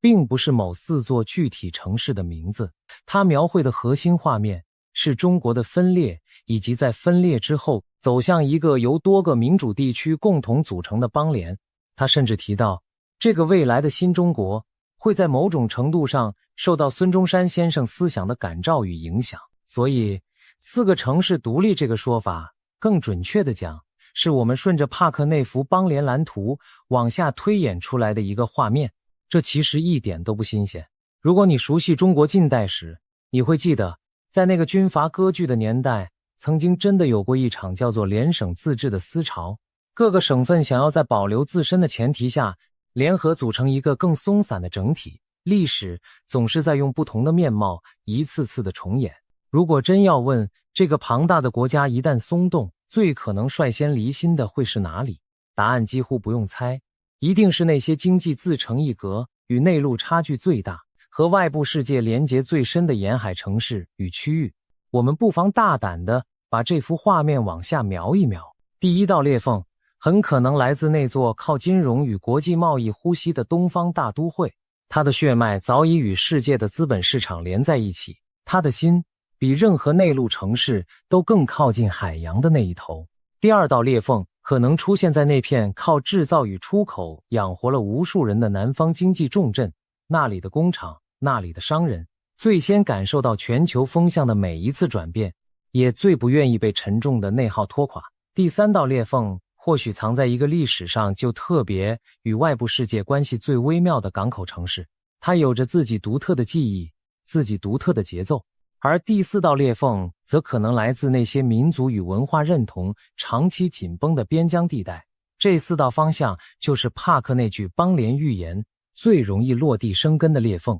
我们把它戏剧化地说成4个城市宣布独立，但你的心里一定要清楚，这是一种解读，一种推演，而不是他亲口点名的一张名单。我们要的是启发你思考，而不是欺骗你相信。不过，讲到这里，我们必须把硬币的另一面也翻过来给你看，否则就是不负责任。帕克的分裂预言听起来很痛快，很解气，但他所要面对的是一个现实中极其强悍、极其精密的控制机器。这台机器掌握着全世界最绵密的监控系统，掌握着对军队、对媒体、对网络言论近乎绝对的支配权。任何一丝风吹草动都可能在萌芽的瞬间就被掐灭。更关键的是，长期以来，尤其是在庞大的中产阶级当中，民族主义与对政权的认同其实相当牢固。这股由下而上的凝聚力，恰恰是任何分裂想象最大的拦路虎。许多常年研究中国政治的学者都会坦率地告诉你，在短期之内，一场能够真正撼动根基的分裂或革命，它的几率其实并不高。所以，我们究竟该怎么看待帕克这则预言呢？我的建议是，把它当成一面照见深层压力的放大镜，而不是一张已经排好时间的行程表。裂缝确实存在，张力也确实在一天天累积，但裂缝会不会扩大成断裂，断裂会不会演成独立，这中间隔着太多的变数，太多我们此刻还看不清的力量在互相拉扯。帕克看到的是那股向下的、向散的引力，至于他最后究竟会不会赢，没有任何人能够替历史提前签下自己的名字。顺着经济这条主线，我们把镜头再拉远一点，看看帕克为整个2026年的世界经济画了一张什么样的走向图。因为中国从来就不是一座能够独善其身的孤岛，它的命运被牢牢地绑在这张巨大的世界大图之上。帕克说，这一年最大的一次震撼来自人工智慧泡沫的破裂，而时间点他明确地指向了春天。他描述的画面是这样的，在一次几乎没有人预料到的股市修正之后，那些被捧上天的人工智慧与科技类公司会经历一场急剧的全球性的下挫。他还丢出了一个很具体的数字，那个当前市值最高的加密货币可能会崩跌高达70%，狠狠地动摇整个产业在世人心中的信用。他特别强调，这一跌来得快，去得也快，但它像一道划破夜空的闪电，会把全球市场深处那些平时被繁荣的表象所掩盖的结构性的弱点照得清清楚楚。很多年纪稍长的朋友听到人工智慧泡沫这几个字，心里可能会咯噔一下，因为它会让人不由自主地想起20多年前那场网络科技的泡沫。当年多少公司只要在名字后面加上一个看起来很时髦的后缀，股价就能一飞冲天。多少普通人把自己一辈子的积蓄投进了那些连盈利模式都说不清楚的概念里，然后在泡沫破灭的那一刻，眼睁睁地看着它们化为乌有。帕克所预言的恐怕就是历史的又一次重演。当市场的狂热达到顶点，当所有人都觉得这一次会不一样的时候，往往就是最危险的时刻。而真正会被这场风暴伤得最深的，从来都不是那些消息灵通早早抽身的大鳄，而是那些后知后觉把身家性命都压了进去的普普通通的散户。这也是为什么帕克反复分享这些预言，其中一层用意或许就是想给那些容易被狂热冲昏头脑的人提前敲响一记警钟，让他们在追逐财富的路上多留一个心眼。你可以闭上眼睛想象一下，如果这幅画面真的成真，一个高度依赖出口、依赖外部资金流入、依赖全球供应链顺畅运转的经济体，会在这场席卷而来的风暴里承受多么沉重的冲击。当世界各国都因为市场的恐慌而勒紧荷包、减少消费的时候，那个曾经被称为世界工厂的地方，它生产出来的商品又能卖给谁呢？这也正是帕克把中国的经济困境称为可能在2026年主导全球目光焦点的原因。他认为中国的经济问题很可能成为那根点燃更大范围政治动荡的引信。这其实是一个非常深刻的洞察，因为古今中外多少王朝的倾覆，追根究底，最初的那一下推力往往都不是来自刀剑，而是来自空空如也的米缸，来自老百姓那句活不下去了的叹息。当经济的地基开始松动，上层建筑再华丽也会跟着摇晃。这里我们有必要单独停下来聊一聊帕克那个关于基础设施灾难的预言，尤其是他特别点名的那座三峡大坝，为什么偏偏是他呢？因为在很多人的心目中，这座横跨长江的巨型工程早已经超越了一座水坝本身的意义，它是一个时代的象征，是国家力量与意志的图腾。正因为它承载了如此沉重的象征意义，所以关于它的任何一丝风吹草动，任何一个关于变形、渗漏或是安全隐患的传言，都会在民间激起远超工程本身的巨大恐慌。帕克把灾难的预言挂靠在这样一个图腾之上，无论他是有意还是无心，都精准地击中了那种集体的焦虑。我们当然要理性地说，这座大坝经过了严格的设计与监测，把它和末日预言直接画上等号是极不负责任的。但帕克想指向的或许并不是这座具体的建筑，而是那种当一个庞大系统的某个关键节点突然失灵时，整个社会的信心可能瞬间崩塌的那种脆弱性。一场重大的事故，有时候摧毁的不只是钢筋与水泥，更是人们心中那份对一切都尽在掌握的信任。在地缘政治的这盘大棋上，帕克还下了另外几手，同样值得我们凑近了细看。他预言俄罗斯与中国之间会因为武器的供应以及对印度的态度问题出现裂痕与分歧。这是一个非常有意思的判断，因为在许多人的想象里，这两个大国是牢不可破、唇齿相依的盟友。可帕克偏偏就在这片看似坚固的铁幕上看到了一道细细的裂缝。他同时提到南海的紧张、印度方向的摩擦，还有中东挥之不去的火药味会在这一年交织着一同上升。把这些零散的线索串联起来，帕克真正想描绘的其实是一幅去中心化的世界图景。那个曾经由单一超级强权所主导的旧秩序正在松动、碎裂，并且剧烈的重组。而在这场大重组里，每一个大国都在为自己未来的位置焦虑地卡位，甚至不惜彼此算计。中国恰恰就站在这场世纪大洗牌最剧烈的漩涡边缘，内有经济的暗流汹涌，外有盟友的离心离德。这就是帕克为2026年的东方写下的那份双重的古疑心，沉重的压力。值得我们再多想一层的是帕克关于俄罗斯与中国会出现裂痕的这个判断。表面上看，这两个大国因为共同的处境走得越来越近，仿佛是天然的伙伴。但帕克却偏偏看到了在武器供应以及对印度的态度这两件事情上藏着彼此的心结。这其实触及了大国关系一个最本质的真相，那就是国与国之间从来没有永远的朋友，只有永远的利益。当一方在战场上急需支援，而另一方却在盘算着自己更长远的布局时，裂痕就会在最需要团结的时刻悄然浮现。印度作为一个崛起中的巨大力量，恰恰是这两个国家都想争取又都心存忌惮的对象。帕克把手指精准地按在了这个微妙的三角关系之上。如果他的预言成真，那个看似稳固的东方阵营就会从内部开始松动，而这对于整个世界棋局的走向都将产生极其深远的影响。一场没有硝烟的分道扬镳，有时候比一场正面的冲突更能改变历史的方向。好，我们把场景从烽烟四起的东方转向那片同样烧得火热的中东大地。帕克为2026年的伊朗写下了一段极其戏剧化的剧本，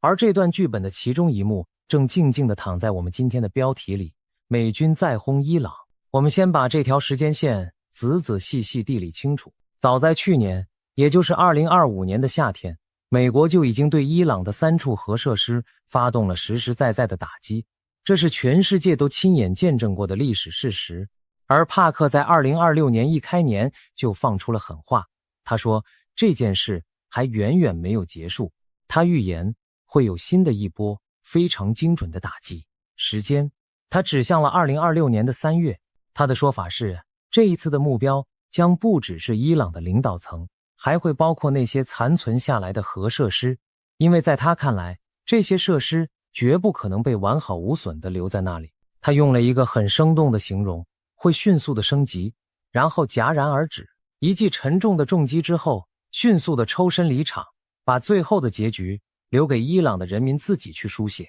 他还特别强调，他感觉不到大规模地面部队的介入，更多的是空中的打击，是快速的、精准的行动，而战火很可能会外溢到周边的地区，比如也门。也许有人会觉得中东的战火离我们的生活很遥远，那不过是别人的恩怨，可事实却恰恰相反。中东是全世界最重要的能源动脉，这里的每一次动荡都会像一块投入水中的巨石，激起一圈圈荡向全球的涟漪。一旦战火升级，最直接的反应就是国际油价的剧烈波动，而油价一涨，你会发现开车加的油贵了，货物运输的成本高了，连带着超市货架上的许多商品也悄悄地跟着涨了价。这就是所谓的输入型通膨，它会实实在在地掏空我们每一个普通家庭的荷包。所以当帕克预言美军会再一次打击伊朗时，他所描绘的其实不只是一场遥远的军事行动，更是一连串可能传导到我们日常生活里的经济的震荡。理解了这一层，你就会明白为什么帕克总是把地缘的冲突和全球的经济放在一起来谈。因为在这个紧密相连的世界里，从来就没有真正的事不关己，而帕克真正的野心其实藏在这场打击之后那个更加宏大的预言里。他说，这一连串的震荡会在伊朗的内部掀起一场剧烈的动荡，而这场动荡最终可能会导向一个他反复提及的画面——巴勒维王朝的象征性回归。他甚至给出了一个时间表，伊朗的神权统治可能会在2027年之前走向崩解。他所描绘的那个新伊朗，是一个他口中带着自由，并且让女性重新拥有应有权利的国度。这是一段听起来充满了希望与光亮的预言，可是帕克自己却亲手在这份希望之上泼了一盆冷静的水。他非常坦白地说，革命并不总是走向人们所期待的那个美好结局，有的时候取而代之的反而是一个更加糟糕的政权。他说，我不是断言这里一定会这样，但这是一个真实存在、不容忽视的风险。这句话恰恰是我个人特别欣赏帕克的地方，他会给你一个足以震撼人心的画面，但他从不会把话说死，他总是替你留着一道门，提醒你未来还没有被写死。而人心的走向永远比任何精巧的剧本都更难以捉摸。要理解帕克为什么会做出伊朗变天的判断，我们还得把目光投向这个国家内部那股早已在暗中涌动的力量。这些年来，伊朗的街头其实从来没有真正平静过，高昂到让普通家庭喘不过气的生活成本，一轮接一轮的物价飞涨，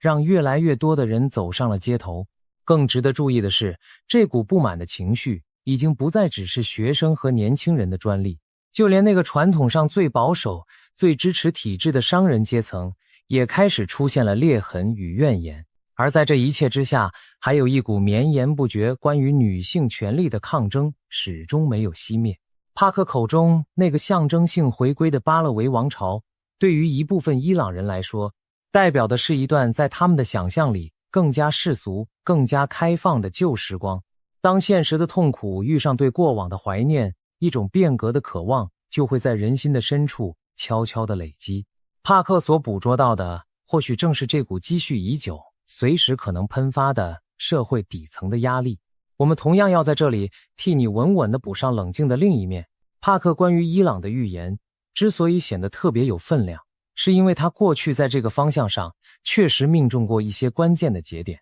这让他的追随者们对他深信不疑。但我们必须保持清醒地认识到，中东是全世界最复杂、最盘根错节也最难以预测的一盘棋局。神权体制究竟有多么脆弱，内部的反对力量究竟有多么分散，区域的其他大国又会以怎样的方式介入其中，任何一个变数的微小挪动都可能让整盘棋局走向一个截然不同的结局。所以当我们听到伊朗变天、王朝回归这样震撼的预言时，最好的态度既不是照单全收、全盘买账，也不是嗤之以鼻、一笑置之，而是把它当成观察这片古老土地的一个可能剧本，然后睁大我们的眼睛去看看现实究竟会不会，以及会用什么样的方式去一步步接近它，或者一步步远离它。帕克还特别提醒，这场围绕着伊朗的风暴绝不会被乖乖地锁在他自己的国境之内。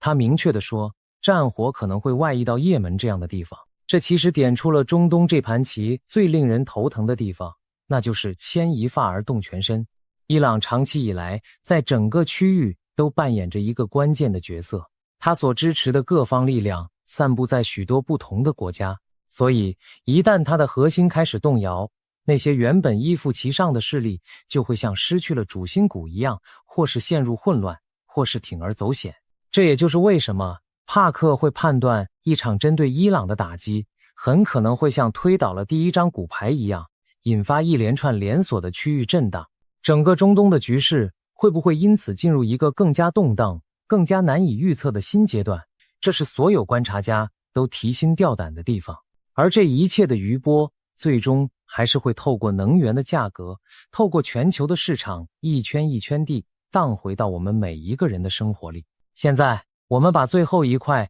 也是牵动着全球每一根神经的拼图，郑重地摆上桌来。俄乌的终局时刻正在闪现。帕克对这场已经打进了第5个年头的漫长战争，给出了一个相当明确的方向。他说，这场战争正在走向结束。他所描绘的收尾画面是这样的：基辅，也就是乌克兰，会拿回他大部分失去的领土，而俄罗斯则会保留一条通往克里米亚的狭窄的陆上走廊。他还提到了一个很细腻的细节，会有乌克兰方面对俄罗斯本土工厂发动的秘密攻击。而让这一切最终走向收尾的关键，在他的口中是一场出人意料的交易，一场在川普与普丁这两个强人之间达成的协议。这场协议会为这场漫长而血腥的战争画下一个句点。但帕克紧接着又说了一句意味深长、值得我们反复咀嚼的话：战争结束了，可是紧张并不会就此消失，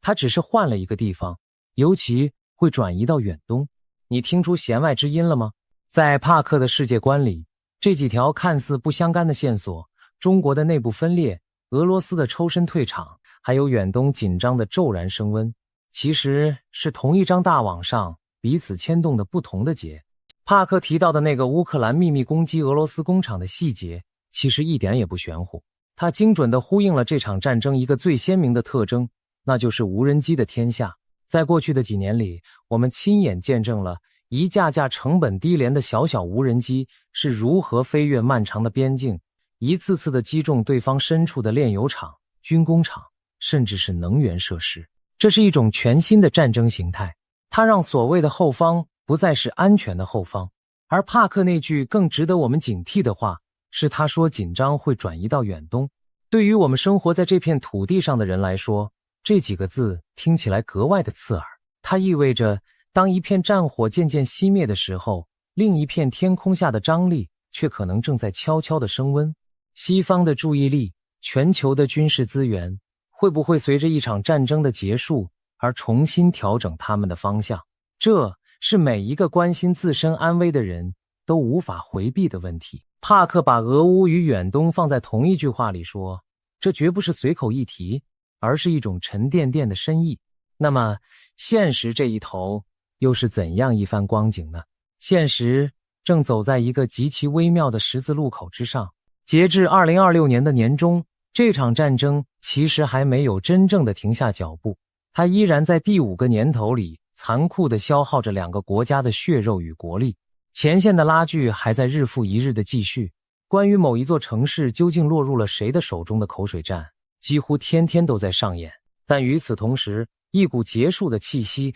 也确确实实地变得越来越浓。美方的斡旋一轮接着一轮，川普与普丁与泽连斯基之间频繁的通话，一次次地登上全球的头条。一场长达近1个半小时的电话，让外界那颗悬着的心重新燃起了一丝希望。泽连斯基那句真的有机会结束这场战争，被全世界的媒体反复地引用着。你看，这一切不正是终局时刻闪现着短短几个字，最贴切、最生动的写照吗？结束的那道曙光，确确实实的在地平线上闪了那么一下。可是它究竟会是一个真正的黎明，还是又一次转瞬即逝的美丽幻觉？此刻，恐怕谁也不敢轻易地打下这个包票。毕竟，在过去这几年里，我们已经见过了太多次短暂的停火，它们就像节日里绽放的烟火，璀璨地亮上一下，然后又被那隆隆的炮声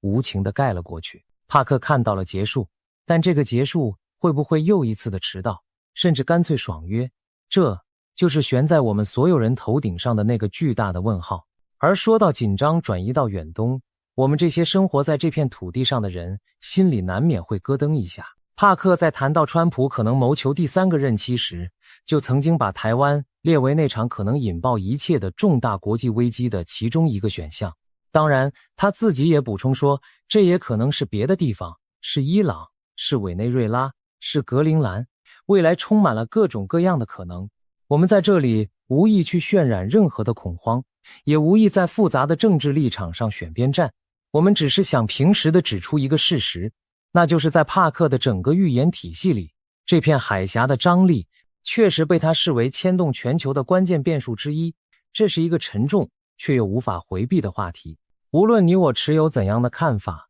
有一点恐怕是共通的，那就是谁都不希望看到任何形式的冲突与伤害。也正因为如此，保持一份清醒的认知，去理解我们所处的这个世界正在发生的深层变化，对于我们每一个人来说就显得格外的重要。看清了脚下的路，我们才能走得更稳。当我们把这4大板块，中国的分裂、大陆的经济、美军轰炸伊朗，还有俄乌的终局，一起整整齐齐地摊在桌面上时，一个更加宏大的图景才真正地浮现了出来。帕克想要告诉我们的，也许从一开始就不是4则各自独立、互不相干的预言，而是一场环环相扣、牵一发而动全身的连锁反应。你顺着这个思路看，伊朗的神权若真的走向崩解，一根支撑着整个中东旧格局的支柱就会被硬生生地抽掉，那些长期依附在他身上的力量会开始松动，而失去了伊朗这个重要的能源与军备伙伴，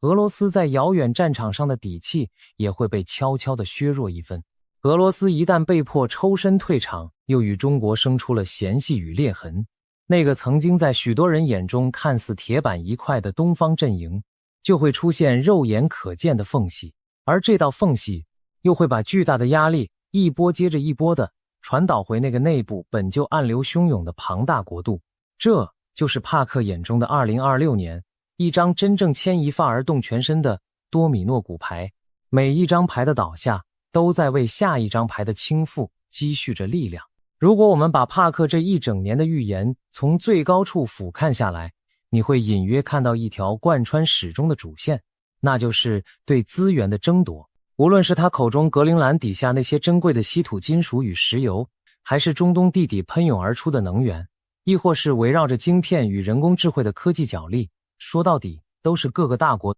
为了在下一个时代抢占先机而展开的殊死竞争。旧的秩序正在瓦解，新的规则却尚未确立。在这样一个青黄不接的空窗期里，谁能掌握关键的资源，谁就能在未来的牌桌上握有更多的筹码。帕克所描绘的种种冲突与动荡，表面上看是政治的，是军事的，但拨开这层外衣，它的内核往往是赤裸裸的利益与资源。这也是为什么他会判断连格陵兰这样一片冰天雪地都会成为大国眼中的香饽饽。看懂了资源这条暗线，你就拿到了一把能够读懂这个混乱时代的钥匙。而在这张巨大骨牌的正中央，还始终站着一个帕克反复提及的关键人物——川普。帕克预言，在一场席卷全球的巨大冲突之中，川普可能会谋求他那充满争议的第3个任期。他自己也非常清楚，这个念头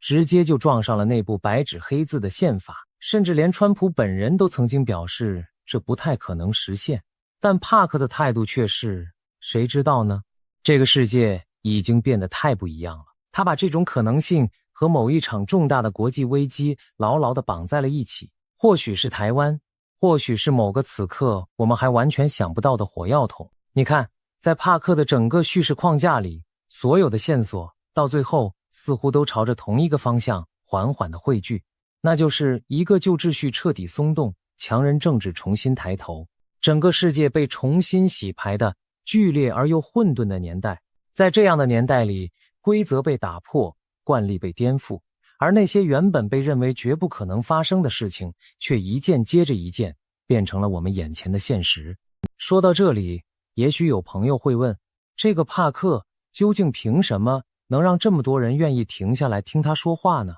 他之所以能够累积起如此庞大的追随者，靠的是他这些年来确实命中过几次让人印象深刻的大事。他曾经预言过那场席卷全球的疫情，预言过那位在位长久的女王的离世，也曾经对一些政治的走向做出过事后看来相当准确的判断。正是这几次的命中，为他赢得了新诺查丹马斯这个响亮的名号。但是，作为一个追求诚实的频道，我们也必须替你把另一半的真相说出来。任何一个做预言的人，我们记住的往往是他说中的那几次，而那些落空的、模糊的，或是根本没有应验的断言，却很容易被人们选择性的遗忘。这是一种很常见的心理，我们总是倾向于记住那些印证了我们期待的东西，而忽略那些没有发生的。所以，欣赏帕克的洞察力是一回事，但把他的每一句话都当成板上钉钉的真理，那就是另一回事了。清醒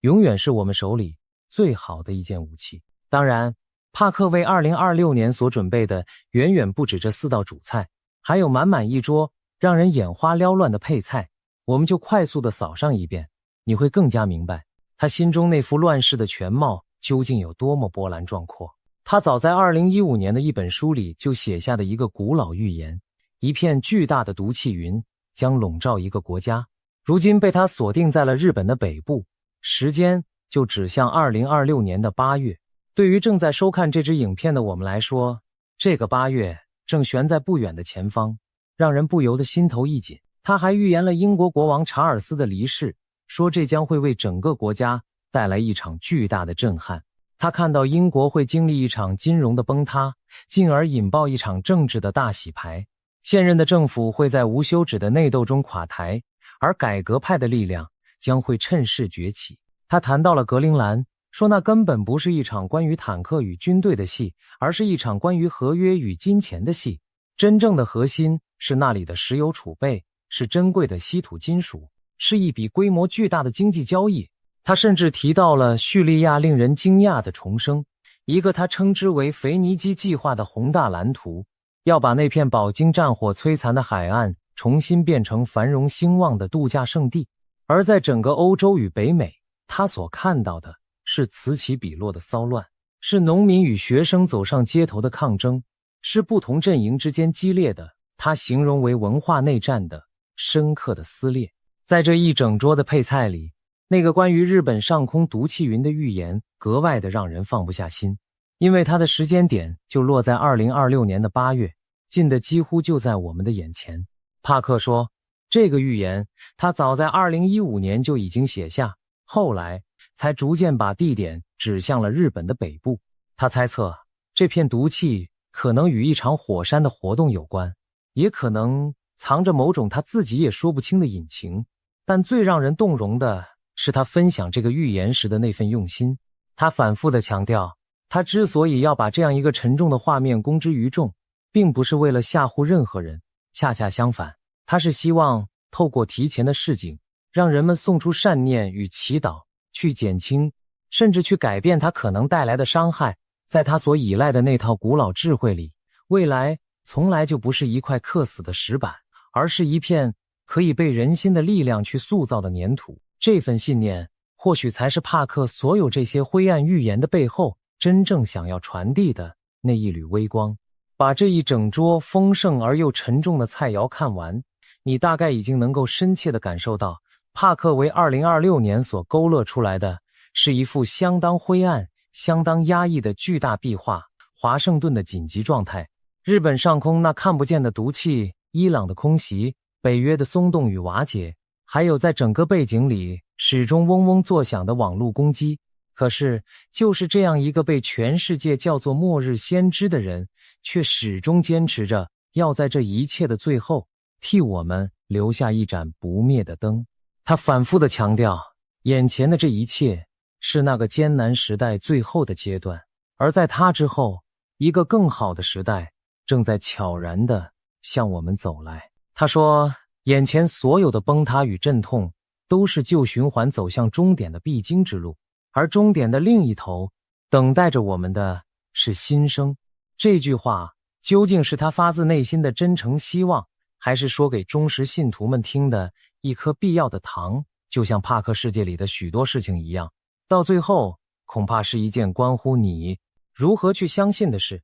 信与不信本就是每个人心里最私密的一杆秤。那么我们到底该用一种什么样的态度来对待这样一份沉甸甸的预言清单呢？我想在这支影片的最后，这才是最值得我们一起停下脚步好好想一想的问题。帕克自己其实说得非常清楚，这些都是他个人直觉的感知，本质上是推测性的，是一种可能，而绝不是一种注定。他所依赖的那套古老的纳迪教会，在他的核心里也藏着一句最重要的话：未来是可以被改变的。他一次又一次地分享这些沉重的画面，并不是要你就此陷入无尽的恐惧，恰恰相反，他说他是真心希望人们能够送出正面的念头、祈祷与想象，去减轻那些可能发生的冲击。这是一种很东方也很温柔的世界观。他相信人心的集体选择是能够一点一点地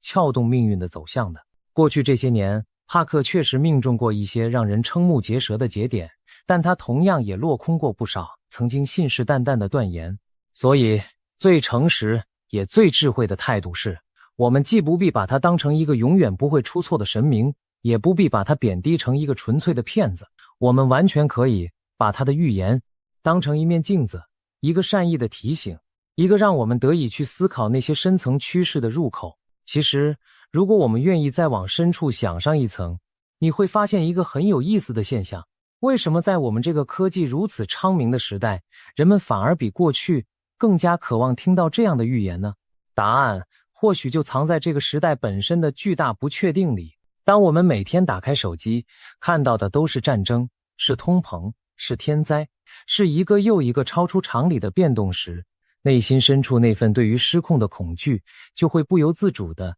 想要抓住点什么。而预言恰恰提供了这样一种奇特的慰藉，它仿佛在告诉我们，别慌，这一切的混乱其实都在一个更大的剧本之中，都有它的来龙去脉，都有它终将抵达的彼岸。这是一种人性的本能，古今中外概莫能外。所以我们今天聊帕克，聊他的预言，与其说是在探讨未来究竟会怎样，不如说是在借由这面镜子去照见我们自己内心的那份焦虑，然后学着如何与这份焦虑和平共处，如何在一个充满变数的世界里依然能够脚踏实地地过好眼前的每一天。回到我们今天的起点，4个城市宣布独立，大陆经济未卜的走向，美军再一次的轰炸，还有俄乌战争那一闪而过的终局时刻。这些画面，有的正在我们眼前真实的发生，有的已经近在咫尺，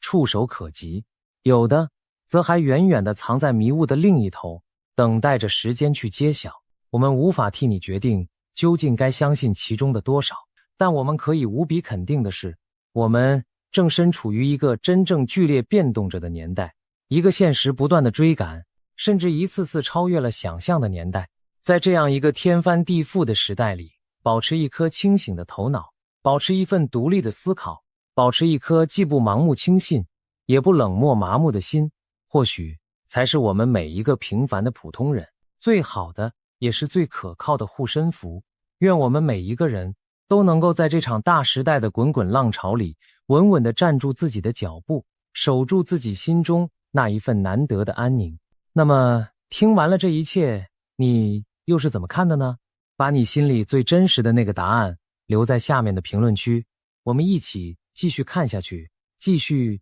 见证这个时代